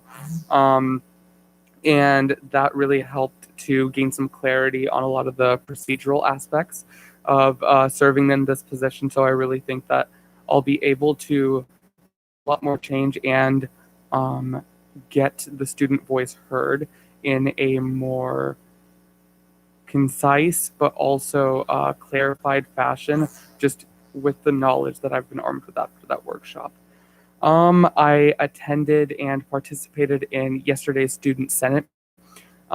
There were some concerns which have already been alluded to previously with COVID-19 testing, specifically the matter of the amount of time it takes for a lot of students to come back to school after they have been either exposed or if they're experiencing symptoms. There have been a lot of cases where students are missing either a half week of school and sometimes even a full week, even though they are negative just due to the way the system's working. But after today's reports and seeing all the work that the district is doing, I'm fairly confident that we should be moving away from that and towards a relatively quick return back to school for a lot of those students. In regards to child nutrition, we are working, I believe, to enhance the quality of the food to match the needs of the students, whether that is for dietary restrictions or whether that is for menu preferences. So I look forward to that discussion if that's going to be had at another board meeting itself or at another sort of workshop type event. That should be an interesting conversation to be had because students are very, very passionate about the situation with food at schools. And they really do want to see changes in the menu, but also a couple of other changes enacted, which we can work on with the child nutrition experts in our district. In regards to Schoology, there is a request for some more instruction on how the platform can be used, just due to a lot of confusion on how the system works among students. And a confusion among teachers as well, who are unable to explain to their students in many scenarios how the system is working and what they're required to do. I think the addition of the tech support on all of the campuses is vital to this process, but also potentially releasing some instructional videos is something that we've been looking into as a student senate, and we plan to coordinate with the district tech officials on that. Apart from that, I will be having my first meeting on the LCAP next week. So I will have more to report on that at the next meeting. And that is my report. Thank you so much. Thank you so much, Ronit. Shelley, do you have anything to report? Yeah, first, I'm really excited to see our Student Senate take shape and form and start to work. I'm really, really wanting to hear everything that they have to say and to be able to implement those things and to incorporate what the board does. So congratulations on getting that started, Ronit. As we all did, I attended our governance workshop, and I'm also excited about the work that came out of that. We're looking at creating a governance handbook, which I think is very valuable, not only to us as a governing body, but to our community so that they can understand the function of the board and what we're here to do and how the staff and the superintendent and the board all work together, and how the community can have input into the work that we do. So I think it's going to be very valuable. Also, the communication piece that we talked about, creating a new communication forum for the board directly to the community, is very, very exciting and something that I've wanted to see for a long time. And I'm glad that we're getting started on that. And I can't wait to see what comes out of that. I also attended the Danville liaison, the town of Danville. I am the liaison from the district. I attended the meeting last month, and we have a great relationship and receive incredible support from the town of Danville. They serve our youth with the Danville Youth Council. The mission of the council is to provide middle and high school students the opportunity to represent the interests of their peers in the Danville area, similar to what we're doing, mirroring with our student senate and our student board member. The Parks and Recreation Department served many students at summer camps very successfully this year and are now transitioning to a fall schedule. Their activity guide has many fun and educational activities and classes for fall spanning ages. They're reopening and providing programs as they did pre-COVID, so they're excited about that. They have a new mascot, Augie the Acorn, who will be at many of their future events, so be watching for Augie. We also get a tremendous amount of support from the Danville Police Department in that they provide the SROs on two of our Danville high schools that help maintain a safe and secure environment. SROs have knowledge and experience handling a variety of security situations and receive special training. We have 2 new resource officers this year. In addition, SROs provide a service to the surrounding community by addressing concerns such as loitering, speeding, loud car radios, which many times involve students coming or going to school. Sometimes that involves parents. I want to say a big thank you and shout out to Chief Shields and the Danville PD for helping us maintain order and safety at our past 2 board meetings. Their support was greatly appreciated. And for those in our community who found coming to board meetings too intimidating, I just want them to know that we appreciate their support and we hear you and we see you just as much as we hear and see all the people that come before us and speak in person. I think that's it for me. Thank you. All right, thanks, Shelley. All right. Rachel and I think last week attended the SALPA CAC meeting, the first one of the year. And one of the things that was discussed was their project of the year. And it looks like they're looking into a vocational fair that will actually be able to engage all students. So it's pretty exciting. And I'm looking forward to seeing what they do to build on that. I also met with Supervisor Candace Anderson last week just to discuss ways that SRVUSD and the county can work together to support contact tracing, testing, and a clearer understanding of the guidance coming from the county and the state. So that was a great conversation that we had, and I appreciated her time. And then on, what was it, last week, Tuesday or Thursday, we had the CCC SBA meeting, our county school board association meeting. And again, it was a good opportunity to meet with other board members in the county and just kind of discuss some of the top issues of the day, which was great. So, and then lastly, I just want to say that as a family, we also experienced the COVID testing here at the board office, and signed up for the app and did all of that process, and it went really well. It was easy to make an appointment when we got here. There was no line. We probably wouldn't have even needed to make an appointment, I think, given the amount of people that were there, and everyone was great, and we got the results in about 24 hours. So I just want to mention that it is easy to use, and it's open to, my understanding is it's open to all community members, not just students. So families, parents, grandparents, everyone. So thank you. Rachel? Laura and I have a traffic board of directors meeting this coming Tuesday. Understanding so far is the program is going very well, and interested in hearing the newest update about where we are with that. Along with Susanna and Ken, I attended the 9/11 Remembrance Ceremony at Oak Hill Park on Saturday, and it's always such a really well done event, and with it being the 20th anniversary, it was extra special. Shout out to the Monte Vista Singers for their absolutely incredible performances. We heard them all together. We heard the Barbershop Quartet, and we heard, I think it's called the Beauty Shop Quartet. It's the girls' version of the a cappella, and they were just fantastic. And then also a tremendous number of Boy Scout and Girl Scouts who stood the entire time at attention holding flags, and it always makes me feel guilty that we have a seat and they're standing there, but we really salute our kids for their participation in that day, and thank you to the Exchange Club for putting it on. It's a really nice community event. That's all I have. As already mentioned, I attended the Danville Liaison meeting, the CCCSBA meeting, as well as Remembrance.